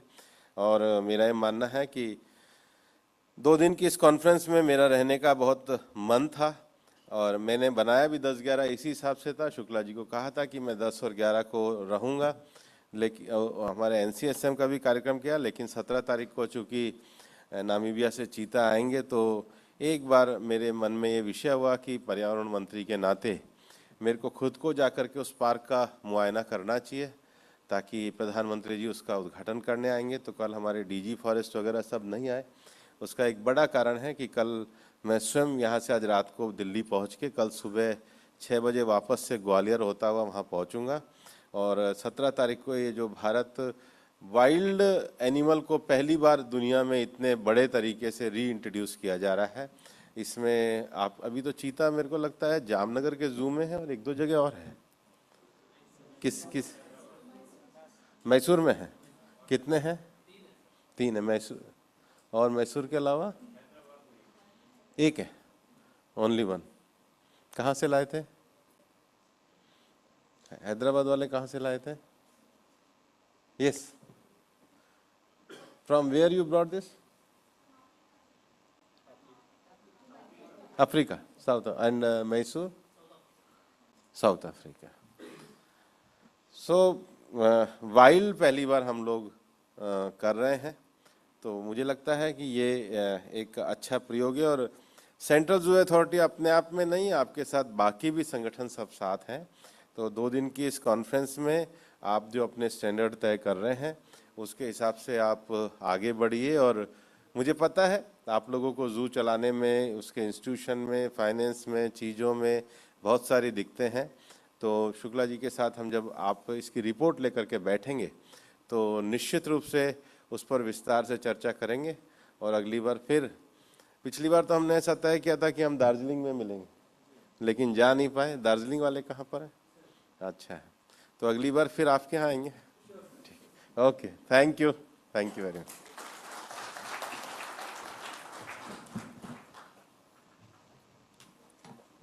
Thank you so much, sir, for your words of wisdom, and I'm sure that the officer in charges of the zoos here will definitely move forward with the vision that you have shown ahead.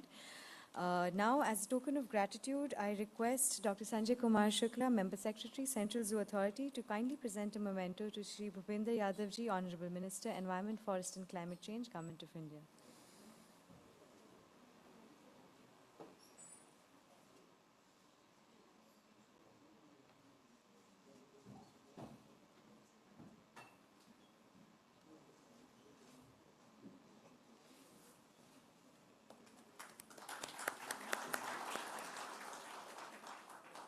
I now request Dr. Manoj Nair, Director, Nandankanan Zoological Park, to kindly present a memento to Shri Ashwini Kumar Chaubeji, who is the Honorable Minister of State, Environment, Forest and Climate Change, Government of India.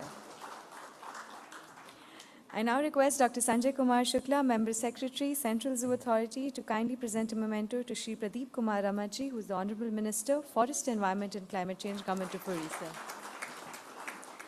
I now request Mrs. Akansha Mahajan, Deputy Inspector General of Forest, Central Zoo Authority, to kindly present a memento to Mrs. Aprajita Sarangiji, who is the Honorable Member of Parliament.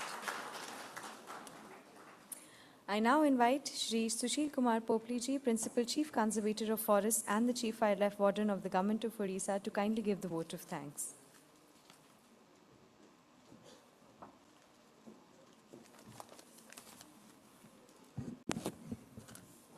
Respected dignitaries on the dais, my dear participants from across the country, ladies and gentlemen, it's indeed a matter of pride for us to be the host for National Conference for the Zoo Directors at Bhubneswar, as appropriately told by our Honorable Minister, the City of Temples. And I take this opportunity to propose the vote of thanks. First of all, our sincere thanks and gratitude to Shri Bhupender Yadavji, Honorable Union Minister, Environment, Forest and Climate Change, for entrusting us with the responsibility of organizing the event. Sir, your gracious presence here and the words of wisdom has inspired the entire gathering. Thank you very much, sir. I would also like to express our deep sense of gratitude to Shri Ashwini Kumar Chaubeji, Honorable Union Minister of State, Environment, Forest and Climate Change. Sir, thank you very much for your kind presence and encouraging words. I wholeheartedly thank Shri Pradeep Kumar Ramaji, Honorable Minister, Forest, Environment and Climate Change, Odisha, for his guidance in organizing the event. Sir, your valuable suggestions have made our job easy, and your presence now has encouraged us further. Thanks a lot, sir. We are also grateful to Shrimati Apradya Sarangi, Honorable Member of Parliament, Bhubneswar, for her gracious presence and advice. Madam, thank you very much for sparing time to be here with us. Thank you. Thanks are also to Shri Satrabat Sahu, Additional Chief Secretary, Forest, Environment and Climate Change, Government of Odisha, for facilitating in finalizing the nitty-gritties of the program. Thank you very much. Our thanks are also to Shri Shukla, Member Secretary, Central Zoo Authority, Government of India, for giving his personal touch in detailing the programs. Thank you very much. I also thank the zoo directors from different states and other participants who have made to this national conference. I assure that you all will have a comfortable stay and would go back with good memories and learnings. I also like to place on record the untiring efforts of the director Nandan Kanan and his entire team of dedicated officials in making all the arrangements for smooth conduct of this national conference. Last but not the least, I thank the representatives from press, both electronic and print media, for coverage of this inaugural session. I once again thank one and all and wish all the success for the conference. Thank you very much. Thank you so much, sir. I now request the participants to kindly assemble quickly near the stage for a group photograph.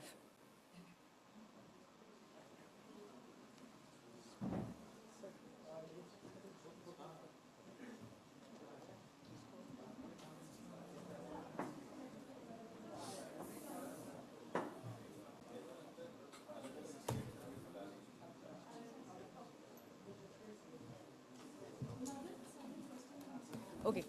So just for ease of getting the photograph done, I request the zoo directors from the northern states to come in first. Northern region.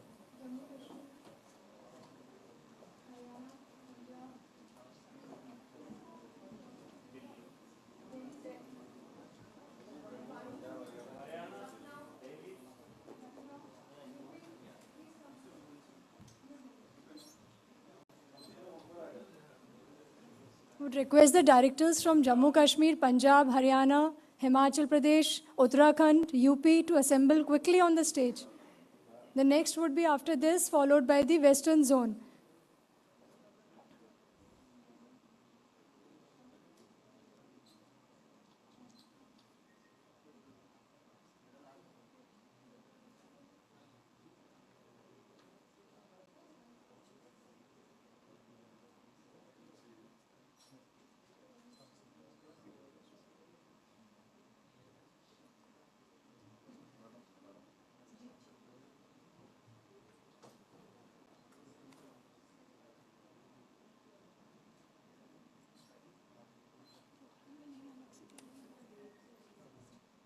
Next from the Western Zone, we would request Gujarat, Rajasthan,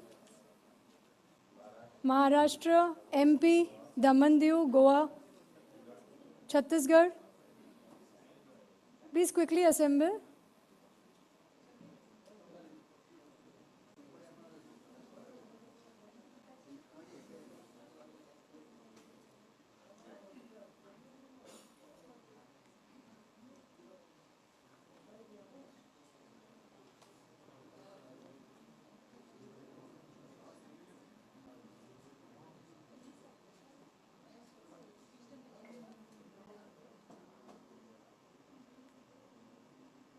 Eastern Zone, Odisha, Arunachal Pradesh, Assam, West Bengal, Jharkhand, Bihar, please assemble.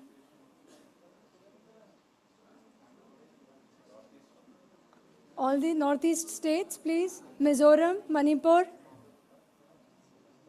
Meghalaya, Nagaland. Yeah.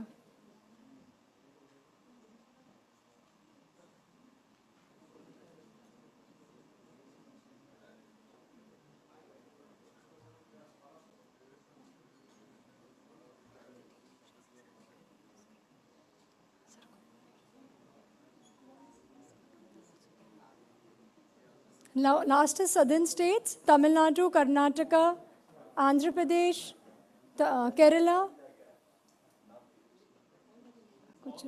All the remaining states, please assemble.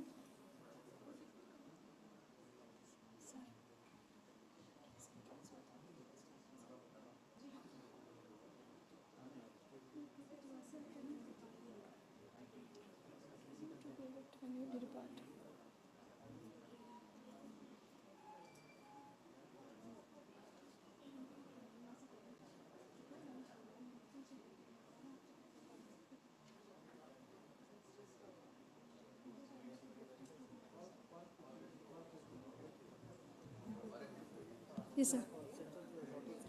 I would request the Central Zoo Authority staff and the speakers for this two-day conference to please assemble on the stage for a group photograph.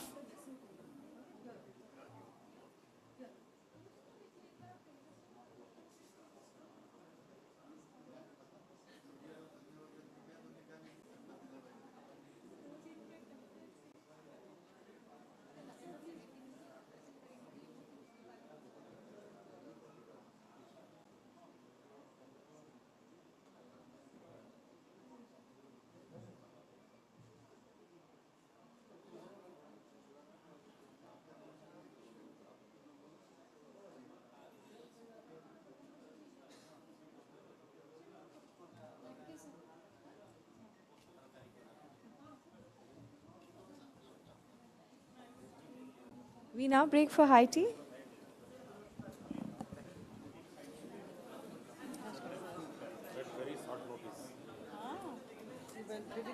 Thank you so much, ma'am.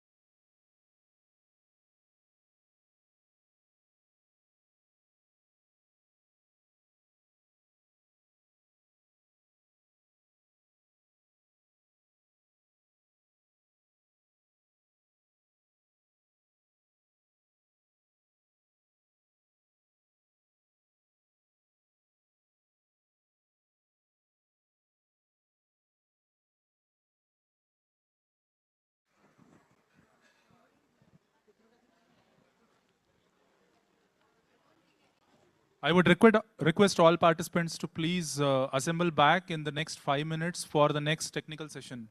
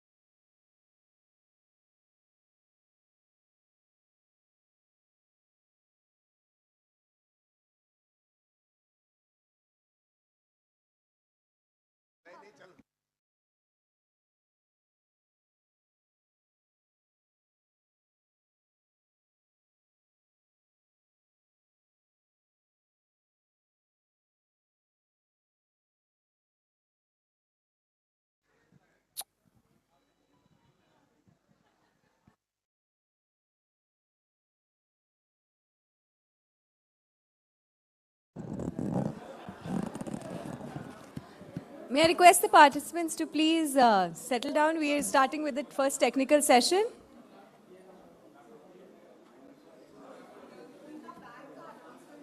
He's found it, I think. He's found it. He's found it.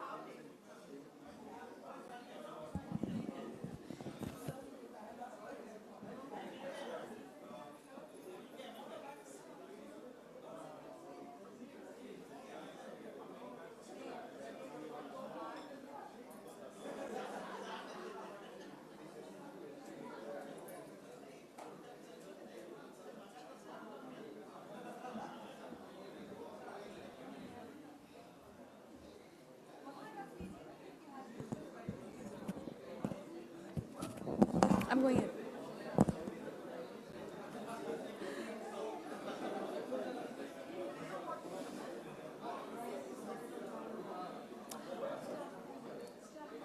Welcome back. We now proceed to the opening session of the conference. This is the first technical session, and the session is in reference to the 10-year vision plan for 2021-2031, which has been developed to lead the transformation of Indian zoos to achieve global standards and strengthen the Central Zoo Authority. I now invite Mrs. Akansha Mahajan, Deputy Inspector General of Forest, Central Zoo Authority, to present on the vision plan, the update, and the way forward.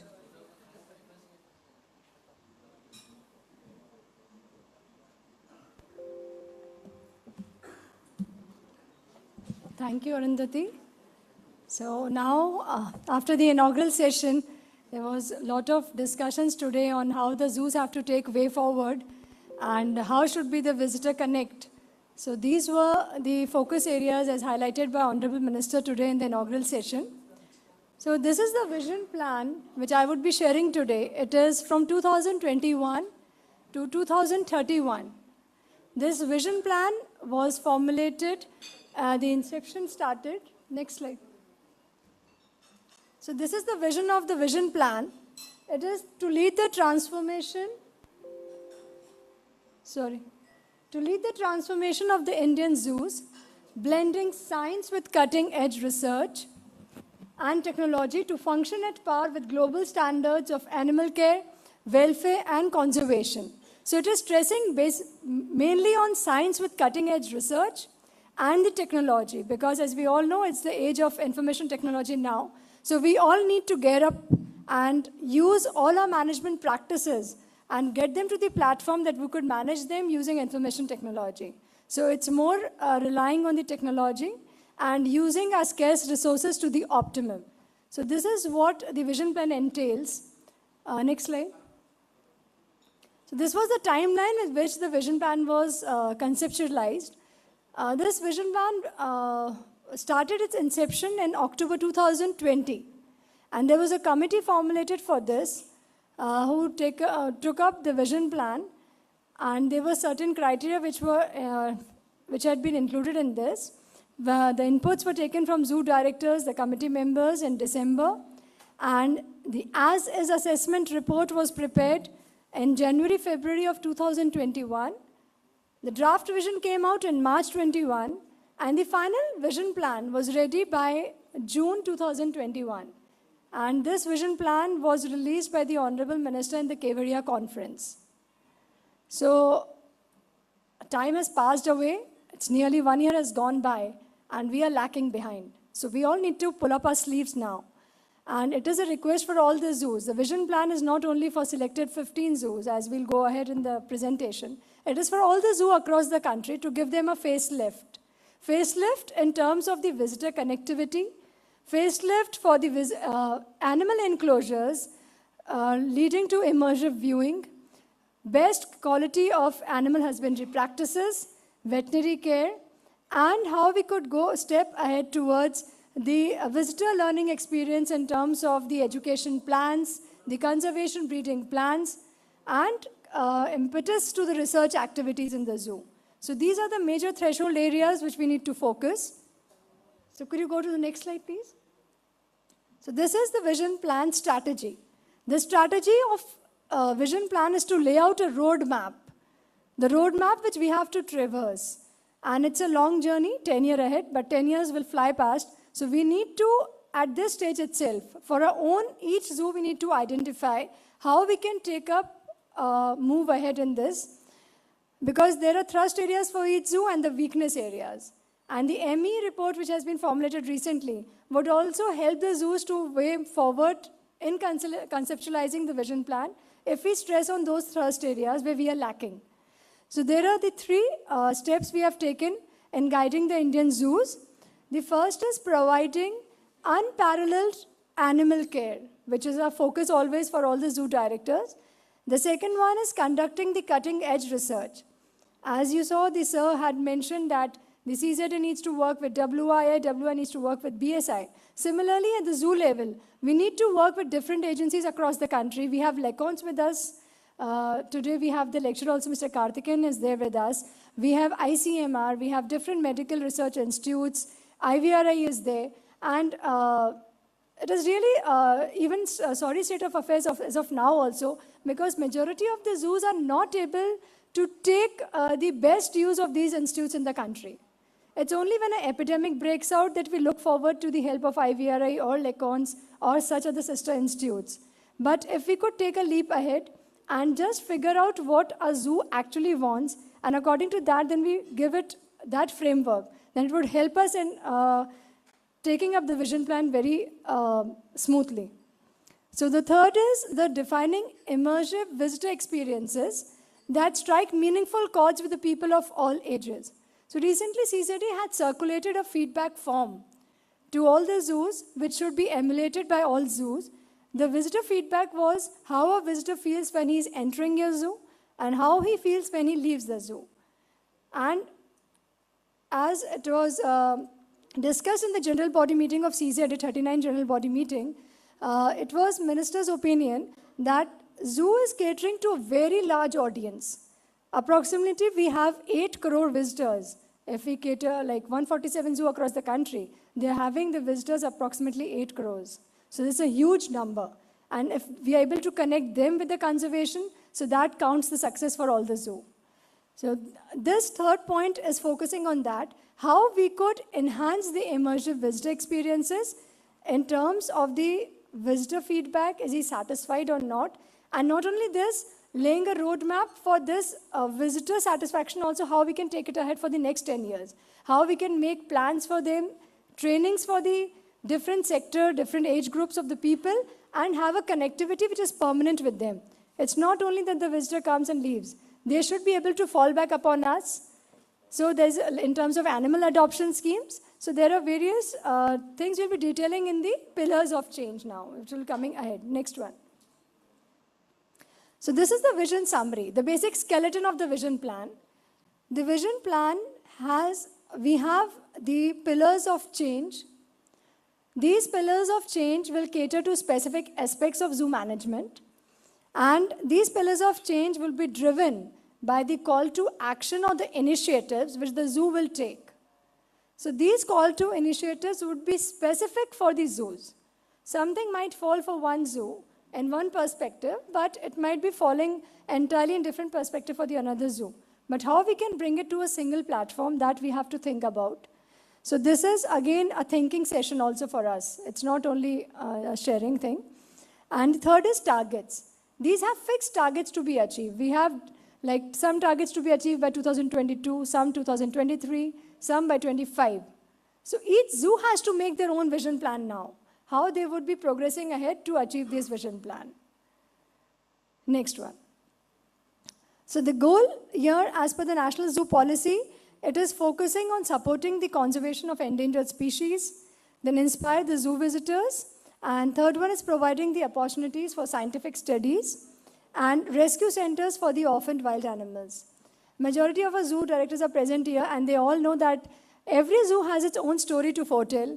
They have different experience and case studies in terms of veterinary care, in terms of keeper and the animal interaction.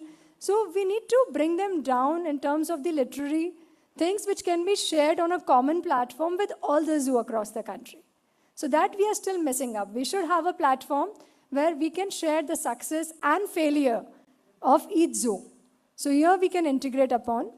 Then a rescue center is one of the focus of the vision plan. The zoo serve as rescue centers, but we need to formalize it and give it a proper framework. Then this is next one. These are the 10 pillars of change which were identified in the vision plan. The first one is laying the emphasis on ex situ conservation of the endangered native species. And it is again the creating linkages with in situ conservation and also revival of the existing conservation breeding plans which have been going on. Since inception, we say 2005-06 to 2007, we were with the conservation breeding programs for different species. So now we need to again think it over, that what are the weaknesses, what are the success, and how we have to again redesign it so that we can take it up. Second is maximize the animal welfare in terms of enclosures, inhibiting the stereotypic behavior of the animals. So all those steps will counter in the animal welfare. Third one is advanced management of the rescued animals. So this is one very important thing. And Dr. Sindhura is with us. Tomorrow he will be taking one complete session on One Health program. And CZ is also part of the another center which we are devising, that is the NRCDC. It would be catering to the complete linkages between the in situ, ex situ conservation for healthcare, and it would provide a platform where all the zoo can focus on the immediate providing relief to the rescued animals, and there would be a platform on which it would be shared, that when the animal has been rescued, what medical care has been given. So these all would be completely on a database. So this is the way ahead in terms of pillars of change, which Dr. Sindhura would be sharing tomorrow with us, One Health. So that would be part of this pillar of change, advanced management of the rescued animals, and also the leverage technology, which is pillar number 7. So they both would be addressed in One Health. The fourth one is catalyzing the science-based conservation action. So we have been doing management of the zoo animals for a pretty long time. But now what would be the activities which would catalyze that we actually formulate it in terms of fixed protocols? So that it is pillar number 4. Then fifth is function as lifelong centers for learning. Again, with the visitor experience, with the education programs, with school children, it may be 6 months diploma courses for these schools, as volunteer programs, summer internship, winter internship. These are we are looking forward to all these activities and as lifelong centers. Then sixth pillar is enhancing the visitor experience. Just like you must be aware, we have recently shared with all the zoos to put the suggestion boxes in front of all the zoos. We had sent a mail to all zoos requesting them. This was again direction given by the Honorable Minister that each zoo will have a suggestion box, and all these suggestions, whatever the visitors are coming, they would directly be collected in those suggestion box. And then when the box is full, then it will be intimated to CZA, and all the suggestions would be sent to CZA, and we have to compile. So it's a big task, 147 zoos across the country, and to assemble the suggestions of all the zoos. But the mandate behind this is, we actually want, now what is the demand of the visitor? We think, as per our perception, that we are giving them this animal enclosures, we have given the BOTs and visitor facilities, but is that so, or it needs a certain change in terms of interaction more with the visitors? So that's why we are looking forward for the feedback from the visitors who are visiting the zoo. So it would give a clear picture. And we can move ahead in terms of people connect with the visitors. So this, and then seventh is leverage technology to expand outreach, impact, and overall efficiency. Here we look forward to preparing the software programs for keepers, for different levels of management, for veterinary care, and then how we can assemble it together at one platform for efficacy in zoo management. The eighth is build financially sustainable business models. Now this is the need of the hour. We all have crunch of the resources, except 2 or 3 financially viable zoos here, such as Mysore, Nandankanam may be one of them. So Darjeeling Zoo, we have very limited zoo which are self-reliable, self-sustainable. So here we need to discover this. Each zoo should focus on what all are the local CSR fundings we can look forward for zoo management. So this is very nice stories. We have a nice experience from different zoo. We'll be taking up in the detailed parameters. Then develop skill, motivated, and empowered teams. So all these pillars which we have discussed, They won't function if we don't have the motivated teams. So without motivation, it's difficult. So how we can go ahead, and this Directors Conference is one of the capacity building program. As part of this pillar, we have organized. And the 10th one is the infrastructural upgradation and incorporating environmental sustainability measures. So how we can become the zero waste zoo in terms of solid management, waste management, single-use plastic.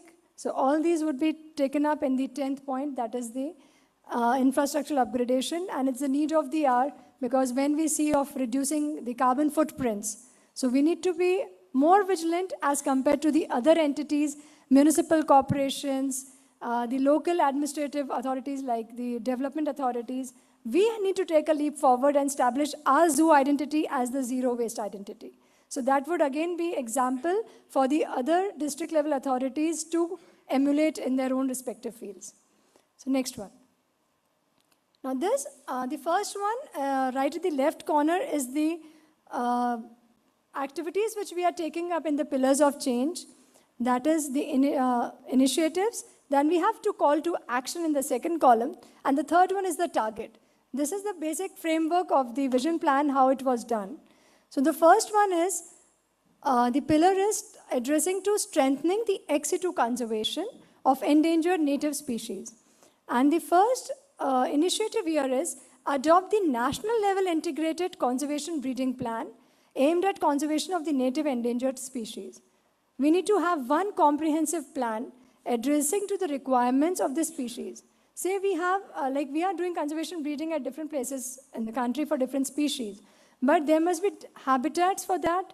So how we can link that up, so that this is a comprehensive exercise to take up. And the call to action here is creating successful linkages with in situ conservation.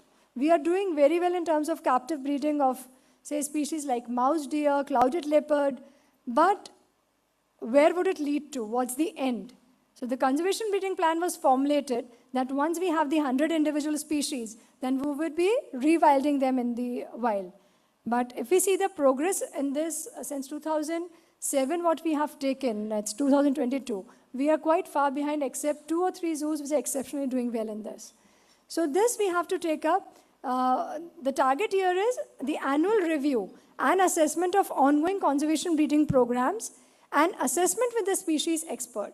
So here the role of CZA comes into being. CZA would be assisting the zoo by providing the species experts.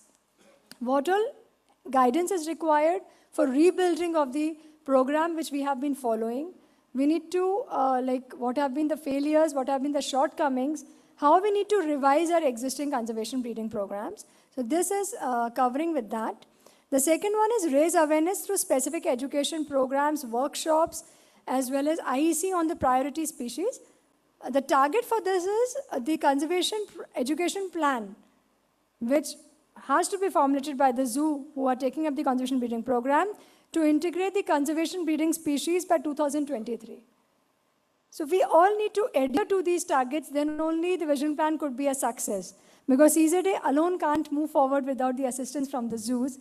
And we can provide technical guidance to the maximum. But financial guidance, it would be a big no, because the kitty is very small. CZA itself gets a financial outlay of 10 crores or so per year. So that is not even, I could say, figuring in any of the pillars here.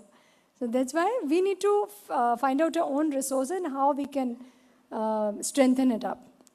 The next one is take up conservation breeding as per the assigned role by CZA. Here, again, that point came, secure funding. So that is how we can ask the state authorities, the local authorities, partnership with CSR for adopting one particular conservation breeding program. And if it's a success, then they also get the credits for it and we can link it up. The second one is collaborate with the international breeding program, such as the European Endangered Program and the Species Survival Program. So these are 2 programs. Identify possible collaborations along with the approval from appropriate government agencies. So the zoo can, the conservation breeding programs which are already being done by participating zoo, coordinating zoo, in this the takeaway for them today is if they could identify the collaborations at the international level, get in touch with the CZA would facilitate in creating that collaboration with the zoo wherever it would be possible, and then you could go ahead with this in terms of international breeding. Next one. Next pillar is enhance the visitor experience through immersive and inclusive design. So here are the three initiatives. One is the offering unique attraction and experience to visitor experience. So we have a zoo, we keep on doing activities in terms of animal enrichment and the other visitor experiences, but now we need to say how we can attract the visitor. So we can have a team deployed for this to giving a real facelift to the zoo. So this is call to action here is digitally immersive experiences such as 4D shows, visual reality technologies, how we can integrate again. Resource crunch is always a problem for the zoo, but here we can take assistance, as I mentioned, from different agencies. So if we prepare a plan, first of all, we need to prepare a plan and then only we'll be able to achieve these targets. And that upgrading the interpretation center with modern interpretative strategies by 2023. So here, now it's an era of completely using interpretive technologies. We have our interpretation centers at many of the zoo, but we need to refunction them, redesign them in terms of these. By 2023, this is the target. So next one is create programs catering to diverse interests. Like NZP is having a good program. They have a lot of visits for bird watchers. Then photography lovers competitions could be organized. These are different activities which should be formulated in the program of the zoo curriculum as such, which we take at repeated intervals. Say every Saturday we fix that it would be a photography day for the zoo. So it has to be a routine activity. It's not that one director is there, so it's happening. The director changes and the activity closes. We need to have a perpetuity in terms of the activity. So that is the focus here. Then only we'll be able to drive visitor experience to the zoo. Then third is the experiences for children based on natural play space principle. Many zoos have given nice play spaces to the children to invite them to the zoo and linking them with the conservation. Third is admission opportunities for all sections of society through subsidies. This is a matter of approval from state government. If the state government permits, then we can have proposal of discounting on tickets so that there are some weaker section who are not willing to give, say, 50 rupees entrance fee to the zoo. So if we could fix 1 day and give them discount for that day. So again, it would motivate getting more section of society and connect them with the zoo conservation. The next is program and partnership towards a community-driven conservation. And then again, I would refer to the 39th meeting of the CZA. The ministers, Honorable Minister Sir was of the opinion, we have so many national wildlife days, international wildlife days. We have like Tiger Day, we have Leopard Day, we have Lion Day. So each day, we can identify with one particular school, invite them to the zoo and celebrate. We can also invite NGOs, eco clubs, nature clubs for this. And then it would be like a fair celebration on each day. So this is linking with visitor experience again. And it involves the local agencies to organize festival. Each place has a different festival. Mysore has Dashera festival. And similarly, Haryana has that fair which comes up. So I'm forgetting the name. So we need to identify such local festivals and then involve again people for zoo participation. So we'll have revenue also increase during that time, plus participation. Last one is strengthen branding and marketing through merchandise logos. This again for calling for, if we need to increase our revenue also, this would help. We can have our own shops in the zoo catering to the souvenirs, to t-shirts, branding of the zoos. Then this is again 2023, the target has been fixed. Consultation with PR experts for public communication and campaign by 2023. So in this year itself, 2022 starting and up till 2023, even CZT needs to gear up because we need to organize many consultative workshops with the zoo directors in this, where we would be inviting such experts. There would be PR expert, subject experts on immersion viewing of the enclosures. So the zoo can take away many of the things which they can apply to their own zoo. Next one. It is reflect the regional ecology and integrate sustainable university accessible features. Desert region has their own particular ecology of the system, and the zoo, which like suppose in Rajasthan there is Mache Biological Park, which is catering to the completely desert ecosystem. So if they could focus on those species. So each zone could have their own zoo which focus on the ecology of that region. In the southern area, we could focus on the coastal type of vegetation and the animals like that. So how we could enhance that experience to the visitor. So when they come, they know what the vegetation of that place is, what all animals of that ecosystem are, and we could serve as a learning center for them.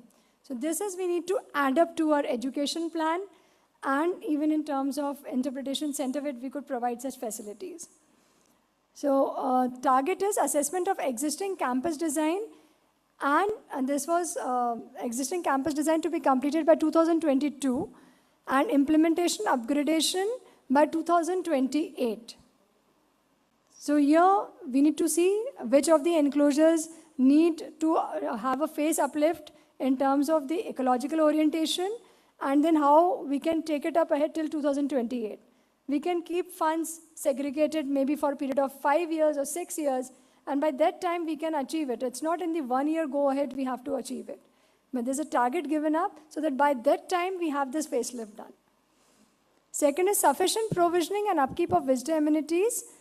Define the service level agreements in terms of, say, cleaning we are doing in the zoo, then we have animal keeping. If we can enter a service level agreements for customer satisfaction and the reduced turnaround time.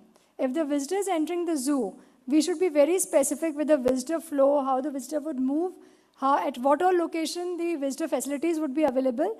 So the visitor doesn't turn back around after, say, visiting 10 enclosures. If he has to use the visitor facility, comes back. So that we are wasting his time and energy. So this would again be done by 2023, the SLA and the turnaround time, etc. by 2023.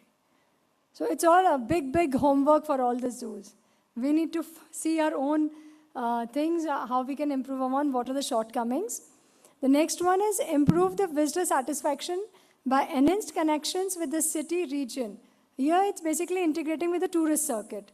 There are many tourist destinations we have, museums we have where the people come, and they have a good footfall. So how we can attract those coming to the zoo, and we can even, like, we have the tourist guides at the railway station, they have their pamphlets about the places to see.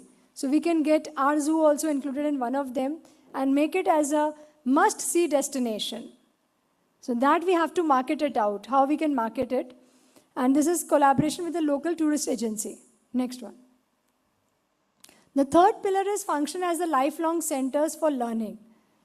Here, Tyagi sir has worked a long time in Chennai Zoo, and he has done a lot of work on education plan. And I just, before starting the session, I asked sir to please intervene wherever I am. It's kind of a shortfall here. So, because sir has very large experience in terms of management. So here it's, we should have a conservation education plan. Means we are stacked up with the master plans of the zoo. So it's a basic challenge. Our whole team is here, and sometimes they say that the plans which comes are very sketchy. They are sketchy because we are not able to see what the requirement is, where we have to take the zoo ahead. So this vision plan would definitely help us out in figuring those things, that what the requirement of visitor is, what the requirement of school children for the zoo is, what are the requirements of keepers in this, how keepers have to be educated. They are also part of the conservation education plan. We can't neglect them because even their capacity building has to be at regular intervals. Okay, what is the best practices being followed now at the global level? So that all integration would come up in this education plan. It is a holistic long-term education plan for the target audiences. Who are our targets? We need to figure them out. And the targets achievable are the draft conservation education plan and integrate them as part of master plan by 2023. It's not only for the large zoo or the medium zoo they have to abide by this, but it's irrespective of that, by the mini zoo, by all the zoos who are following the standards of CZA and guidelines for the management. The next one is engage personnel to conduct the education programs. So I directly go to the target here. It should have a dedicated team because the director can't do all the job in the zoo with only a ACF or the assistant curator there. So we need to build up upon that and request for the education officer, at least one education officer, who would be completely responsible for formulating of the education plan and its implementation. And here the volunteers and interns. This is a basic field where we could work upon. There are nowadays environment curriculum is one of the major curriculum in the school education. And many school children want to take up the internship programs for 6 months, for 1 month. So if zoo can formulate their own plan about this activity, that how I'm going to run my volunteer program, and identify the age group, say 16 to 18 years, 12 to 14 years, and attach them with this education activity and take them as volunteers in the zoo. So that will lead our arms, give a bigger lend to our arms to outreach the public. So this is one important component here. Then the last is zoo to develop these structured volunteer and internship programs aligned with CZA guidelines. So it has to be documented. We just can't end up with one presentation here, but we have to do a lot of exercise on this because it would be a document for the others also who would being our successors in the zoo. Then they can revise it, but we need to have it in place. And it is by 2031, we should be in the condition that it is a regular feature of the zoo to have a 6 months internship program, summer internship and winter internship. Because we should not forget that we are there as a role as learning center in terms of educational institute to provide education to the school children. They are the coming force ahead. If we have to connect them, we have to show them the pictures, the movies as Sir had suggested we can bring and show more of movies of wildlife conservation. So that is one step here. Next one. Function as lifelong centers for learning. I'll just scroll through fast because we have many targets and we have next presentation also. So the comprehensive interpretation strategy has to be in place by 2025, and it would be upgrading the interpretation center with the modern technologies. There are two things. One is the existing interpretation center we are having. We have to upgrade these interpretation centers by 2023.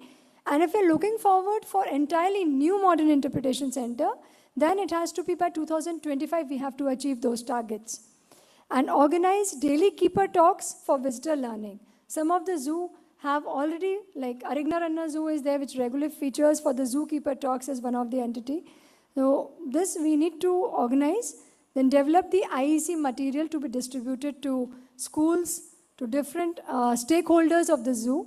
And we need to develop this material for all the zoo it is by 2031 is the deadline. At least one booklet brochure, but 2031 is a long way forward. If we can do it by, say, within these 2 years or 3 years, because again, the concepts keep on changing, immersive viewing, something would come up maybe in another 2-3 years. Landscape approach has come up now recently. So we have to focus on that also. So we need to work, we don't wait for 2031 to come. Next is enhance the citizen science and outreach program. It is again focusing on the connect and developing of citizen science model to actively engage public towards wildlife conservation. So this vision plan has a lot of stuff with the visitor connect. Because animal management is there, but unless and until we connect it with the visitor and get a feedback for that, we are not successful. So this is one of the major thing here. Partnership with the educational institutes, NGOs, community experts. Here, as we were mentioning, we can look forward to help of WII to partner with some research project in a zoo, maybe some study on visitor experience. We can identify the educational institutes, colleges who are beside us in our neighborhood and engage them in this. That they would prepare some material for us and we can share it with the school children and all. Next one. Maximize the impact by aligning the education goals with school curriculum. Today, sir has just mentioned that we can have 40-minute session of connecting with the school. So that would fall in here, and as if we can have one session with each school on animal talk. And we actually engage them. It's easy now. Virtual platform is a big platform for us now where we can, there's no limit to the numbers. You can have 500 people there seeing through a platform of YouTube, and we can engage them for a talk. Just we need to facilitate, create a link, and be ready with the presentation. So that all we can take up, and it could be easily achievable. So I would again reiterate, there are several call to actions for several pillars, but we can achieve some very easily. So we have to identify what all are achievable by us easily, which will take up some time and which will take up a longer time. So we have to identify in that pattern. Next one. This is the next pillar, infrastructural upgradation, incorporating the environment sustainability measures. This basically deals with the comprehensive strategy for sustainable management in terms of water conservation, recycling of water in the zoo, renewable energy forms and products which are carbon neutral. And like Mysore Zoo is already doing the recycling of water. They are doing it very efficiently. And even in terms of the waste disposal, use of animal dung. So zero waste zoo would be here.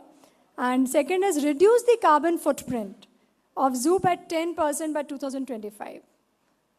So this is, we need to ponder how we can do it. If required, we can even have experts from CZA.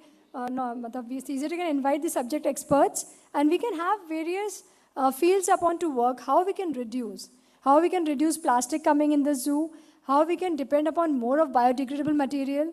In terms of environment enrichment, instead of using the cement concrete sheets, we can go for the thatched material.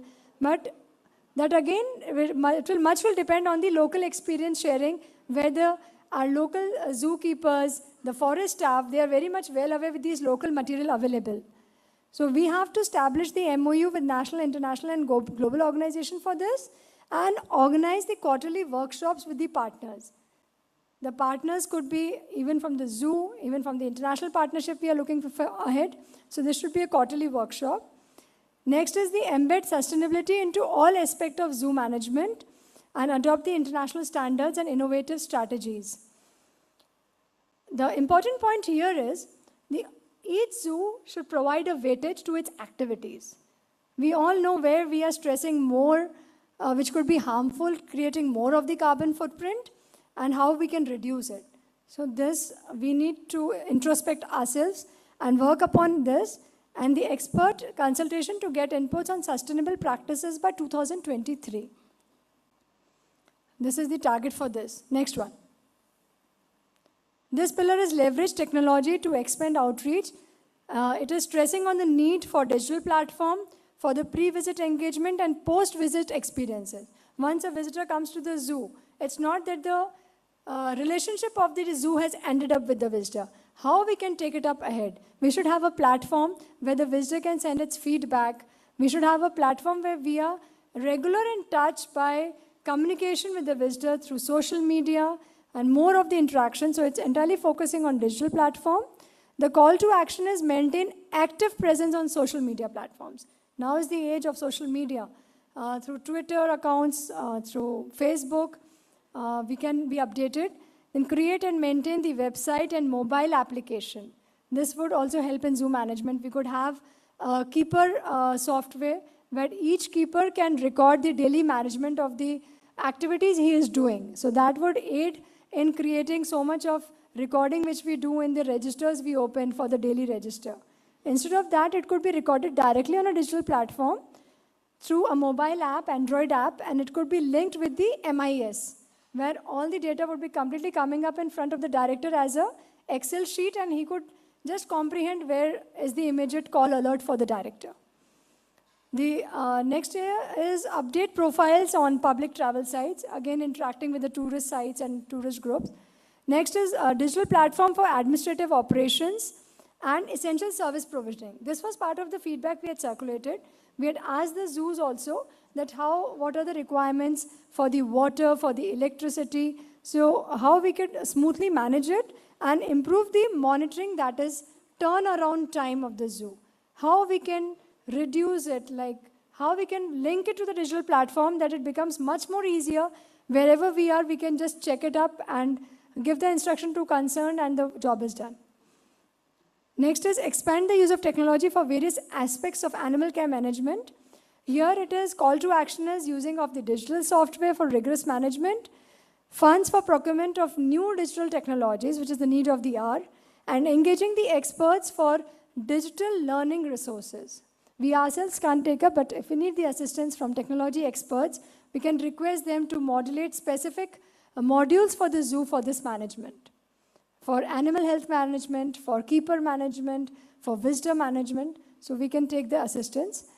And the targets here are again By 2023, the professional data management software should be ready. And zoo to go 100% digital by 2031. All zoo should be digital, 100%. And procurement of the new digital technologies. So here, the Information Technology Department has no dearth of funds, I believe, in majority of the states. So we can look forward for association with them and get a module ourselves prepared, what all are our requirements, and then ask them to get it done through the consultative agencies for the zoo. So here we can take assistance from the information technology of our own respective state departments. Next one. Now this pillar is regarding animal welfare. First one, we are all aware, creating species-specific animal housing requirements. The last guidelines and the animal enclosure dimensions which were done by CZA was somewhere in 2008. And now it's 2022, so 15 years. And like new zoos are coming up. We have with us from Green Zoological Park, Mr. Brij Kishore is here. They are adopting now to recent new standards, international standards in terms of the creating enclosures and upkeep for the animal management. So latest new developments keep on taking place. So we need to get up for that. And what are requirements which we need to have for the animal immersive viewing? Focusing that, we will again revisit these guidelines. And for that, we need support from the zoos. And here targets are 2025. We need to have the consultation with the design experts to conceptualize the new revised design. But the homework again depends on the respective zoo director. What are your requirements? How you need to modulate, where you need to focus on which species first. Like you need to devise a plan, say I'm taking these 5 enclosures in the first phase. Maybe in these 2 years I will complete. Next 2 years I would be taking these enclosures for remodulation. So that each zoo has to take up a call. And the revised enclosure design, it has to be completed by 2025. The next one is adopt globally concurrent husbandry practices. Adopt the modern interventions to reduce stress and stereotypic behavior. Here the role of biologist also comes into play, which is the eminent role here. So positive behavior reinforcement to reduce stereotype. Next is rigorous record keeping in the zoo. Zoo MI is there. We have, majority of the zoo are giving their reports, inventory reports on zoo MIS. But still we receive many hard copies from the zoo, which are not sending the report and update on MIS. So our MIS expert is also here with us, Mr. Vivek. So if you need any of his help, because if you're having any shortcomings in updating the data on MIS, you can get in touch with him. He's here with us for 2 days, and we would facilitate you so that all the zoos which are there, at least these 70 zoos who are here with us, they all should send their complete data on MIS. All the inventory reports, everything updated. And it has to be every month. We need to focus because sometimes we are getting like 4 months inventory reports at like one call, starting from January to April. But that loses the context. So it has to be very immediate. Say, first month has crossed by, so by 10th of the next month, it should be updated on the MIS. Any inventory change in the report. Next one. This target is again 2025. Yes. Now this is focusing on the enrichment activities calendar. We get the budget, we spent it. कि हमारे पास 10 लाख रुपए आया है, तो 10 लाख में कहाँ पे ज़्यादा पब्लिक विजिट करती है, टाइगर एनक्लोजर है या लायन का एनक्लोजर है. सो आर फोकस इज कि उसमें हम एनवायरमेंट एनरिचमेंट कर दें. But we need to take up in a more formalise fashion now. We need to prepare a calendar for us, that what all environment enrichment we will take in this year, what all environment enrichment for what enclosures will be taken in second year.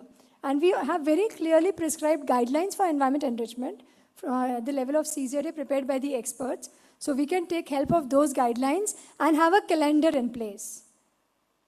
This is a calendar starting 2022 with the expert consultations, the improvement and implementation of this calendar by 2025. We have to implement also, not only preparation but implementation. And the collection bank of eco-friendly enrichment material for enrichment within the enclosure spaces. This is identifying the natural material that can be used, which will help in reducing the carbon footprints also if we create in the zoo. So we need to focus more on the natural material. And because there's one more issue to it. There could be a question that if I am taking that material from somewhere, I'm already creating a carbon footprint there. So how would I mitigate that?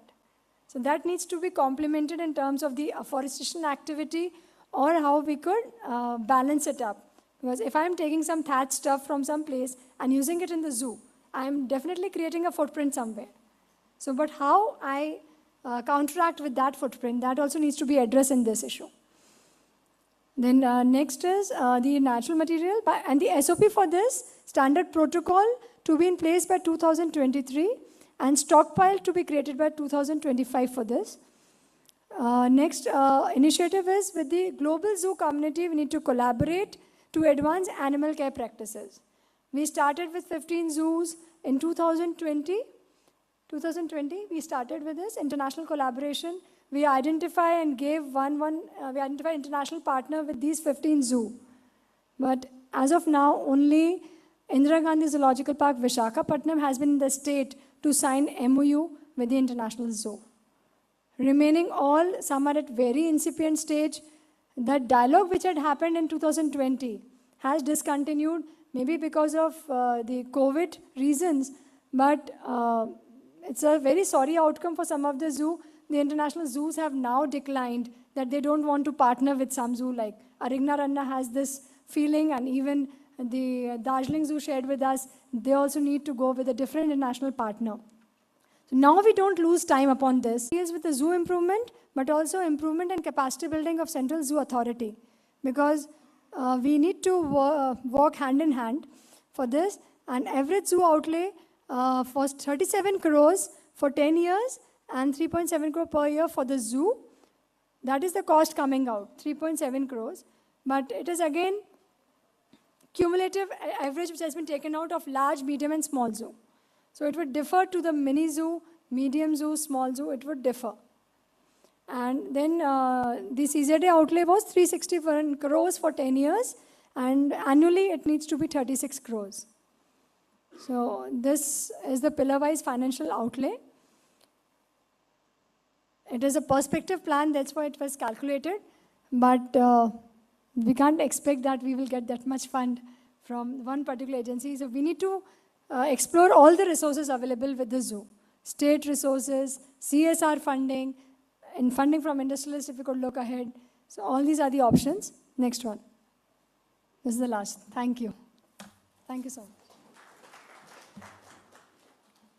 So,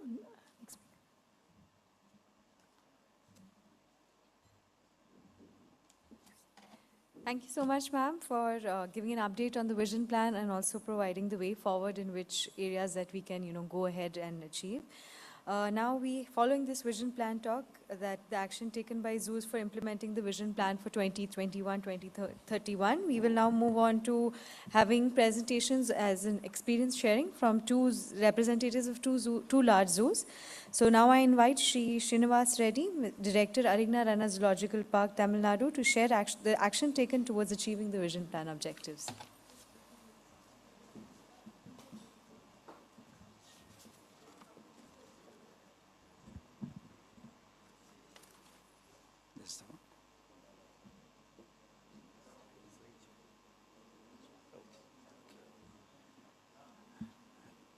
Good evening to you all.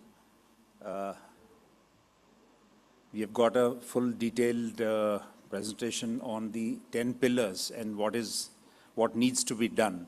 So that was the theoretical part, and now the part of what actually the zoo managers need to actually work on towards these goals in that time frame. So in that context, Arigna Ranna's presentation is slated.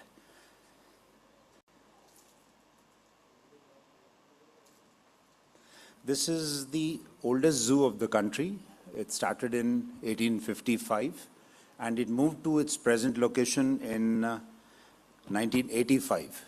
And it's also a very large zoo, 603 hectares in two bits. And it is the coordinating zoo for 3 species of the Western Ghats, namely the lion-tailed macaque, Nilgiri langur and Nilgiri thar. And we are participating zoo for few other species. and we are also an institutional member of VASA. The zoo has the advantage. In the previous presentation, you saw that the location matters, and even in the speech of the Honorable Minister also it was mentioned. So certain zoos have a natural advantage of location, and this makes them attract visitors easily. So in this regard, this zoo has the advantage. It's on off a major highway, and it is very accessible. There is a local station nearby, and a metro line is now coming up at the parking lot of the zoo. The station will be coming up, and there's a major bus terminus also which has come up in the near vicinity. It's going to be inaugurated next month. This is the vision and mission of the zoo. We basically focus on the species of the Western Ghats, which is our primary mandate. Now, I'll come straight to the pillars, one by one. Now, the first part was the strengthening of the ex situ conservation of the endangered species. I think tomorrow there are a lot of detailed deliberations on this particular topic, but there are a few points which I would like to just tell from the implementation aspect. We had this program for LTM, Nilgiri Langur, and for Nilgiri Thar. But we could only do a thorough inventorization for the LTM, that is the lion-tailed macaque. From a founder population of 1 male and 3 female, we built up the numbers to 21. So LTM is breeding well in the zoo. Similarly, the Nilgiri Langur too is breeding well. Again, it started with a low founder base of 1 male and 3 female. We haven't yet started for the Nilgiri Thar. Now, the intrinsic problem with a species which is highly endemic and with a low founder base is, though we have built up the numbers to 20, 21, but it's from a very narrow genetic base. So I'm not sure, even if we build up the population to 100, would they be suitable to be released in the wild? So there is a serious issue on that front.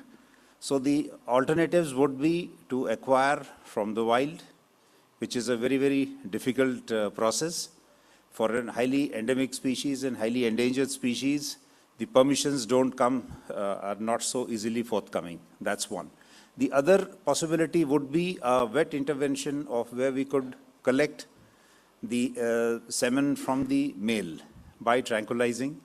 So those are the ways in which we may have to think to get the genetic base widened. So for the, for the LTM, we also have a stud book. So the stud book gives us the entire lineage of all the members that are there. Though we still don't have the stud book maintained for the Nilgiri Langur. But LTM definitely has, so we have a perfect genetic record and the parentage record for the entire population of our LTM.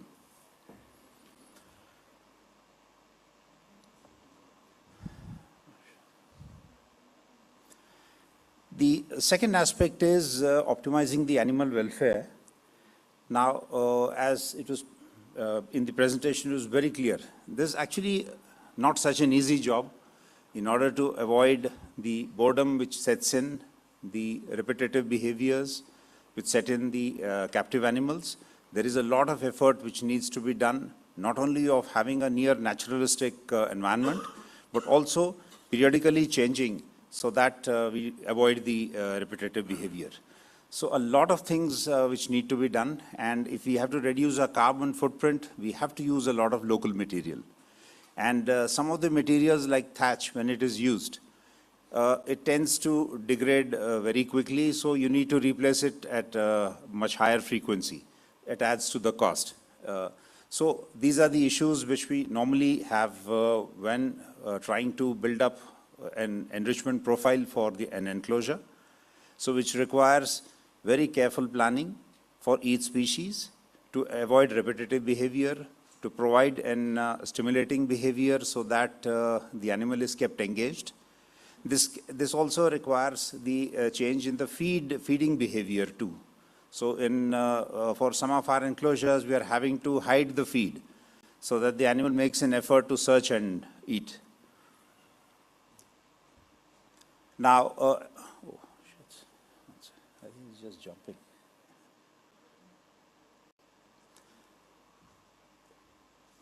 We have electronically marked some of the species, particularly for LTM. LTM have all been electronically marked. And we have applied for the renewal of membership of ZIMS, which lapsed during the Corona period. And there are some hitches which it's taking some time to renew the membership. And like all the other zoos, we have the summer and winter enrichment. So for each species, several of the zoos very systematically follow it. Some of the zoos are not able to do it, but we are somehow able to manage both the summer and winter enrichment. It is part of a set plan which is communicated down to the animal keeper, and it's meticulously followed too. And in this, we also have incorporated that the various behaviors have to be observed, the various feeding and the methods of supply of feed to these animals to make it more innovative, more interesting. The animal searches, feeds, it has to make some effort to eat so that some degree of boredom is avoided. So this requires a lot of training to the animal keepers, and this is systematically being done in AAZP. We have a rescue center which was basically created for the zoo circus animals which were rescued after the closure of the circuses. So a good facility exists in AAZP where up to 40 lions and 20 tigers could be kept. So we have the entire setup for it. Now, since most of the, or rather all the lions have died except one, and the tigers too have died of old age, now we need to use those facilities by modifying it so that we can use the facility for species which come as rescue, by way of a rescue operation. So it requires a lot of careful planning, so we are in the process of doing it. We have submitted a proposal. It's also our forest minister's announcement in the budget last year. So some fund will definitely be allotted by the state government to modify and renovate the rescue center, by which we'll be able to add enclosures to cater to a variety of species. Mostly the species which come in Tamil Nadu are, it would either be an elephant or it would be small mammals. There's a possibility of sloth and some of the ungulates and reptiles. And of course in Chennai, several birds. So enclosures have to be catering to these needs. And the effort would be that we treat them and keep them in near natural conditions so that most would be released, unless it is with the vet opinion that the release is not possible. So our intention would always be for a safe release into the wild. The fourth pillar of catalyzed science-based conservation action plan. So we have an MOU with our Tamil Nadu Veterinary University. So all the professors and the teaching staff are collaborating with us. There is a regular exchange in all activities, right from the treatment to animal enclosure, behavior study, plus even in the postmortem, up to that level. All there is a collaborative thing. It is not just in-house. We always take the support of the veterinary university staff so that we have a proper understanding of what exactly is the medical support that we are giving to the animals. In this regard, the regular sampling of the blood, urine is collected and is being analyzed now. In this regard, I would also like to point out that Tamil Nadu also has started in the Forest Department an Advanced Institute for Wildlife Conservation.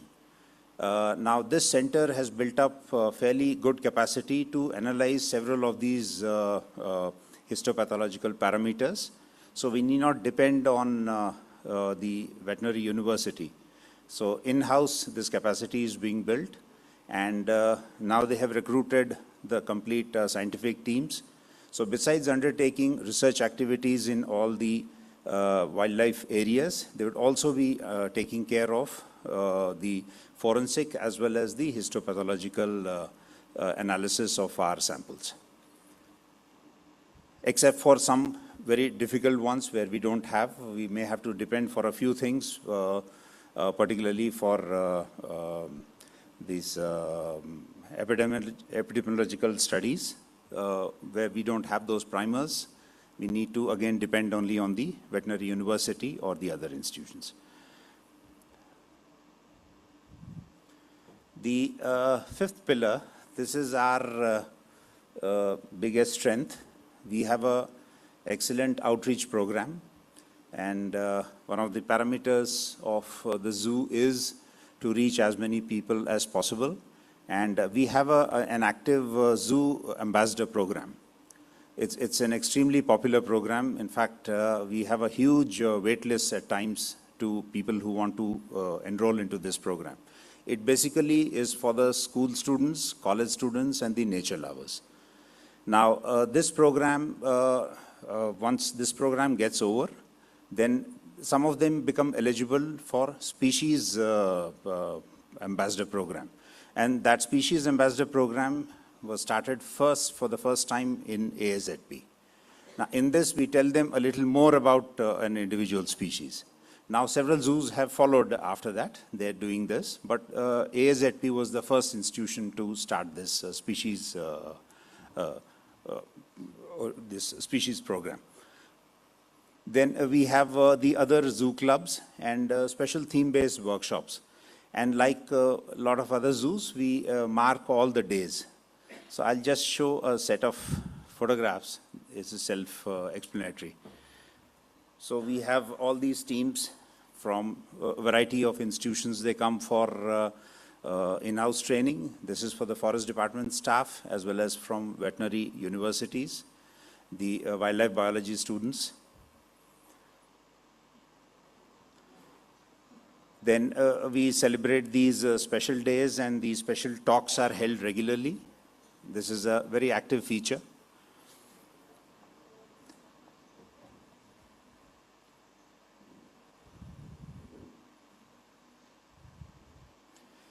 And the special focus on the species, like several other zoos. Then this is an area in which we are now proposing a few changes. We have an off-site interpretation center, and like it was discussed just now, so we are trying to upgrade it to bring more of virtual reality component within that, like a digital book, digital walls. So we are trying to incorporate all this. We are in touch with few institutions. Through a CSR funding mode, we are likely to get some of these facilities. A lot of signages come by way of CSR funding. There are a large number of companies in and around Chennai who are very willingly coming forward to fund several activities of the zoo.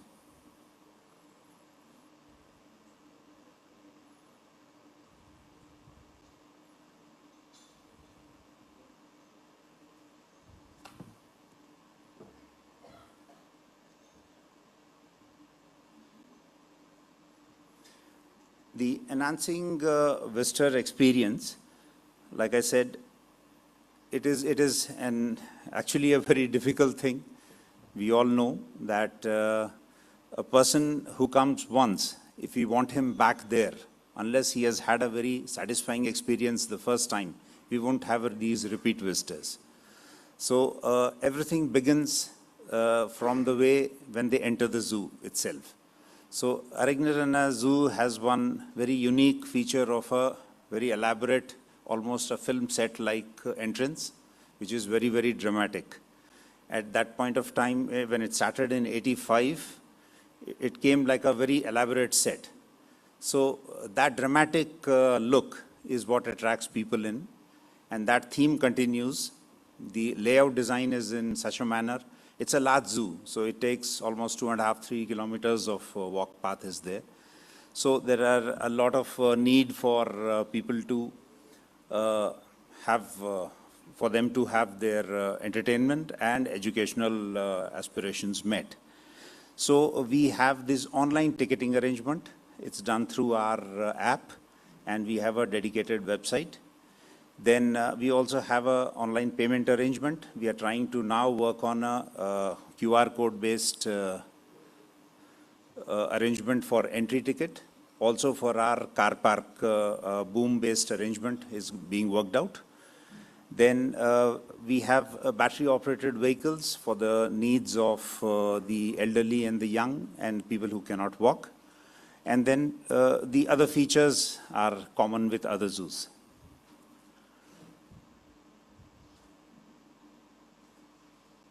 Oops, I just jumped. So like I mentioned, the iconic cave-like entrance that we have in the zoo is our USP. So it creates a very dramatic impact. So there was a lot of criticism initially when it came up that why do we waste so much of money for an entrance? But that really has an impact. So that money is worthwhile. That dramatic impact is very, very essential to draw people into a facility. And there is another important feature which happens is, let's say,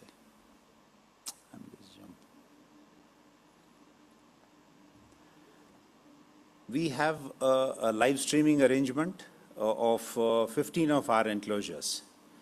And we have these theme-based arrangement of in the zoo, so that you move in a herbivore, all the deers are in one place, the canids are in one place, the birds are in one place, reptiles in one place. So we have not mixed the species. It's on a theme-based arrangement. And we have a natural water body, a large water body, which is another USP of ours. We are slowly working towards trying to get it declared in Ramsar also. So it's a fairly large water body, attracts large number of birds. So it is a good in situ conservation site too. Now, for this particular site, through the Tamil Nadu Wetlands Mission, we are getting additional funds to improve it. So dovetailing from other agencies is very, very important to undertake works of this sort. Otherwise, from the zoo's revenues, it is simply not possible to undertake works like this.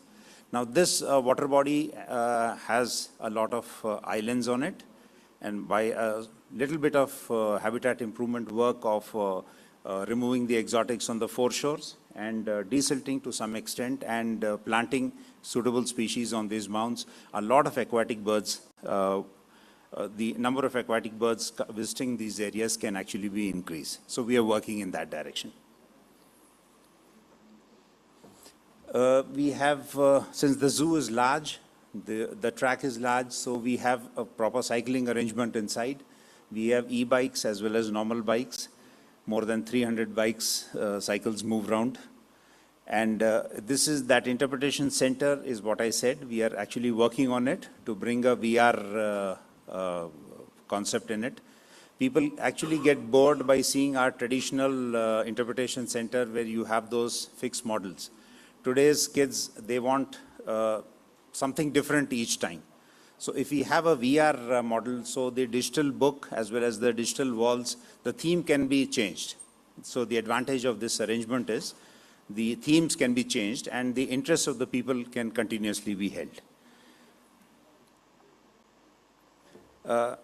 Vandoor Zoo doesn't have an issue of footfall, so we get 2 million visitors a year, except during the COVID period when there was a dip.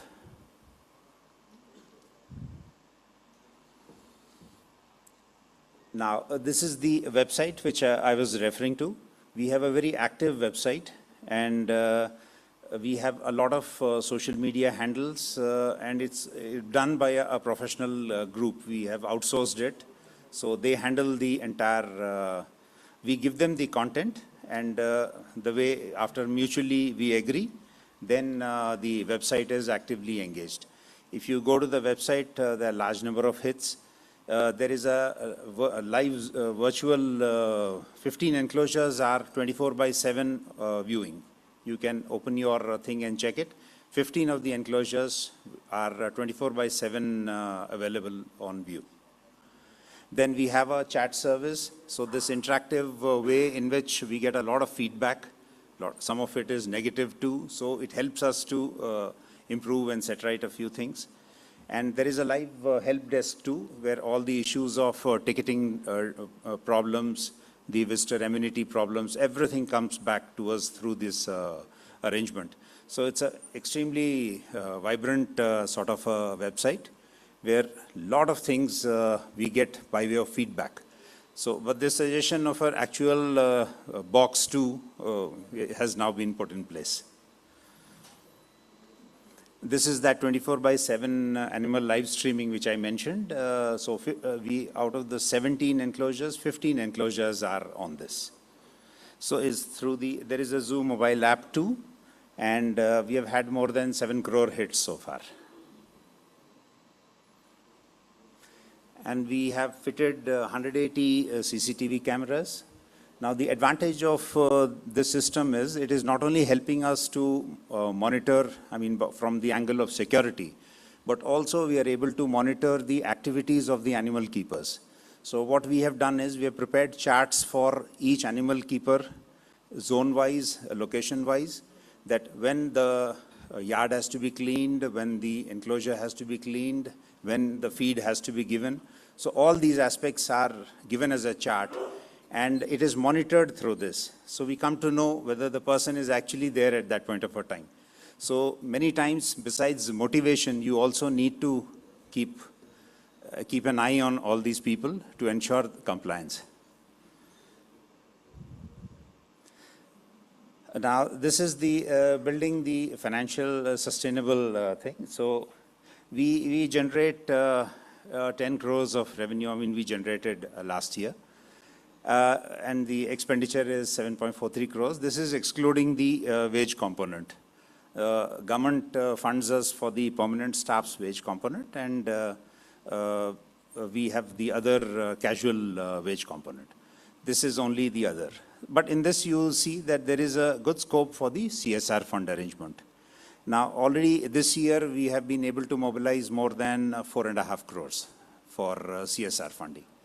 So if you organize your activity very carefully and approach the right company, CSR is definitely not a problem. That's what we found. You just need to approach the right person. So some companies are very animal specific.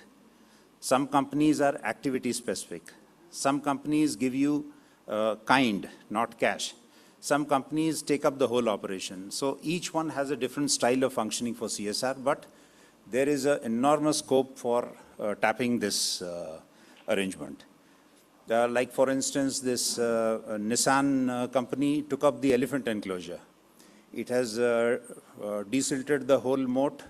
It has constructed an excellent kraal, animal keepers, residence, kitchen, everything has come up. They have constructed and given us. So like we said, many times they undertake the whole operation under our supervision and our technical guidance. So we have done that for the elephant moat. Similar thing we are now working out for our crocodile enclosures. So there are several companies which are coming forward for this.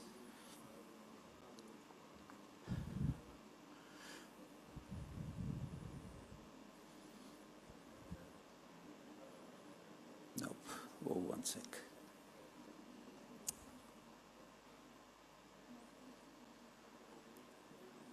I think it's going a little fast.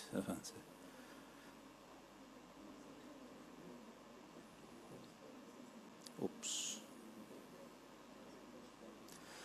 In this, oh, I've jumped ahead. This moving is jumping. One more. The other source of income of parking, we are now developing one additional car park, which unlike Nandankanan, I think the space constraint made them to go vertical. So we have a sufficient, we have almost a 9-hectare area available for car park, where almost 1,800 cars and around 50 buses can be housed. So that area is now being developed as an additional car park, because on weekends we get around sometimes 10 to 20,000 people, and there's one particular day in a year which is our main festival called Pongal. On that day, 40,000 plus persons are expected in the zoo.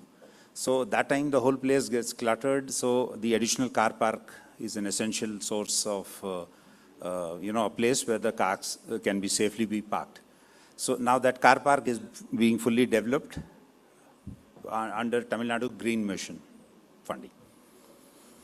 Then we have sufficient revenues coming from the other facilities that we have inside, the rentals and the zoo shop, and a few other shops like the MPDA Medicinal Plant Development Area, which is an NGO functioning.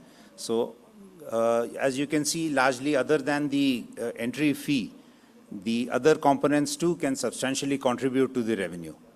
Now, if certain other aspects, if you link it with the animal adoption, where individuals, celebrities, we have companies which come forward.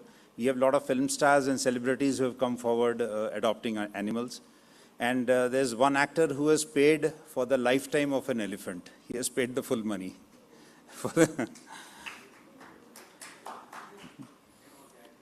Shivakarthikeyan.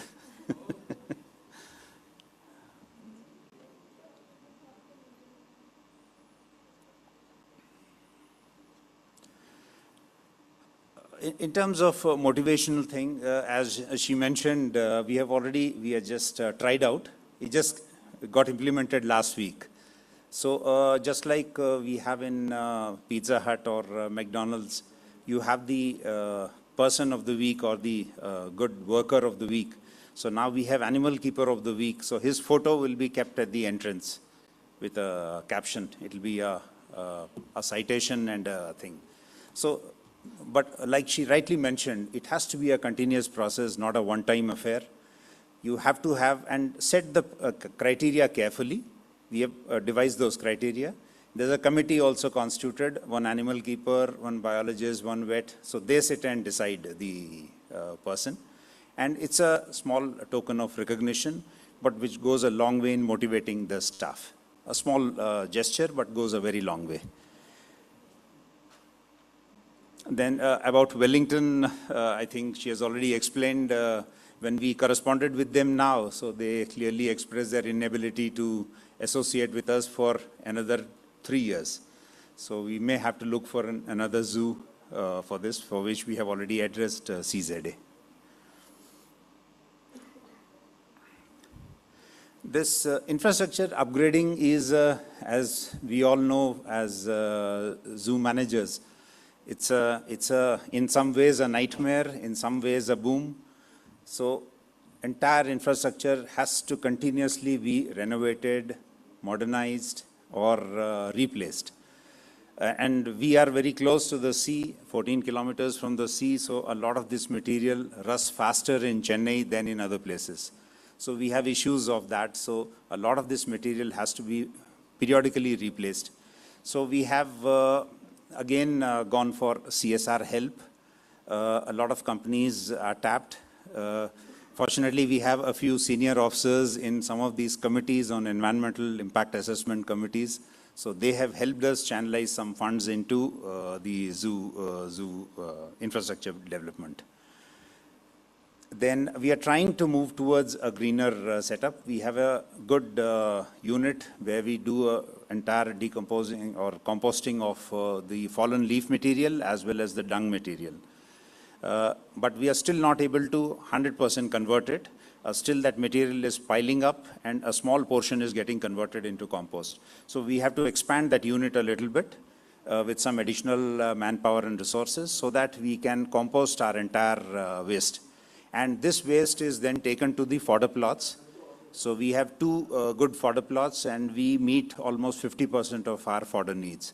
We have a need of around 2 tons per day. So roughly we are able to meet a ton's fodder requirement.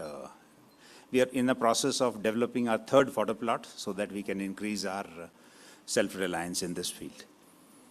Then we started this plastic bottles, the PET bottles, that was the biggest issue in the zoo. Besides the eateries spreading of the other non-biodegradable waste. So now all the units which are there in the zoo are now mandated to serve in paper cups. But we still have an issue that some of these pre-packaged material, like these biscuit packets and all these, are still coming in the aluminum foiled or plastic with aluminum foiled material. So we are still trying to work towards that.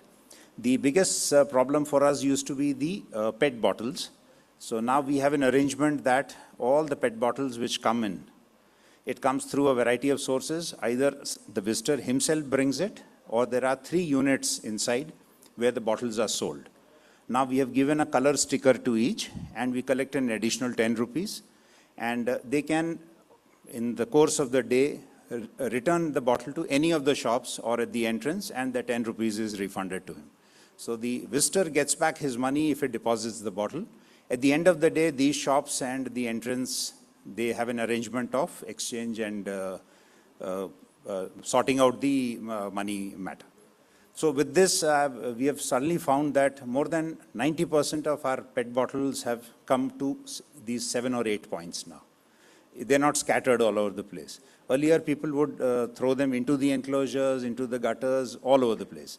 Now we are getting all our PET bottles to these localized spots. And now we are trying to tie up with 2 other companies to discard these, take out these PET bottles. We thought we could first pelletize these and give, but then it was revealed to us that some of these PET bottles have some PVC material. So it is not then acceptable for a pelletized material. So we'll have to sort out PVC and normal bottles separately. So we are just crushing these bottles and we are disposing them.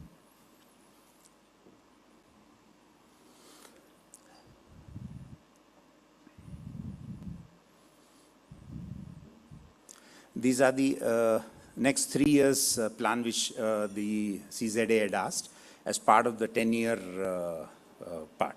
So these are the various components based on the 10 pillars of change that we have, proportioned the activities according to them.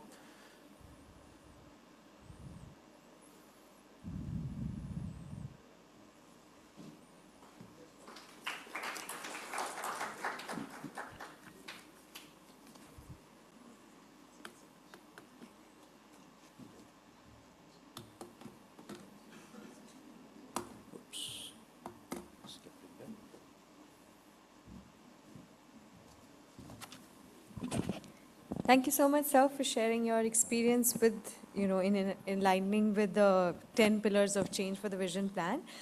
For today, so with this, we conclude today's session. The section 2 will be held tomorrow, and we will reassemble back here at 8 p.m. for the dinner and the cultural program. Thank you so much for joining us for the first day.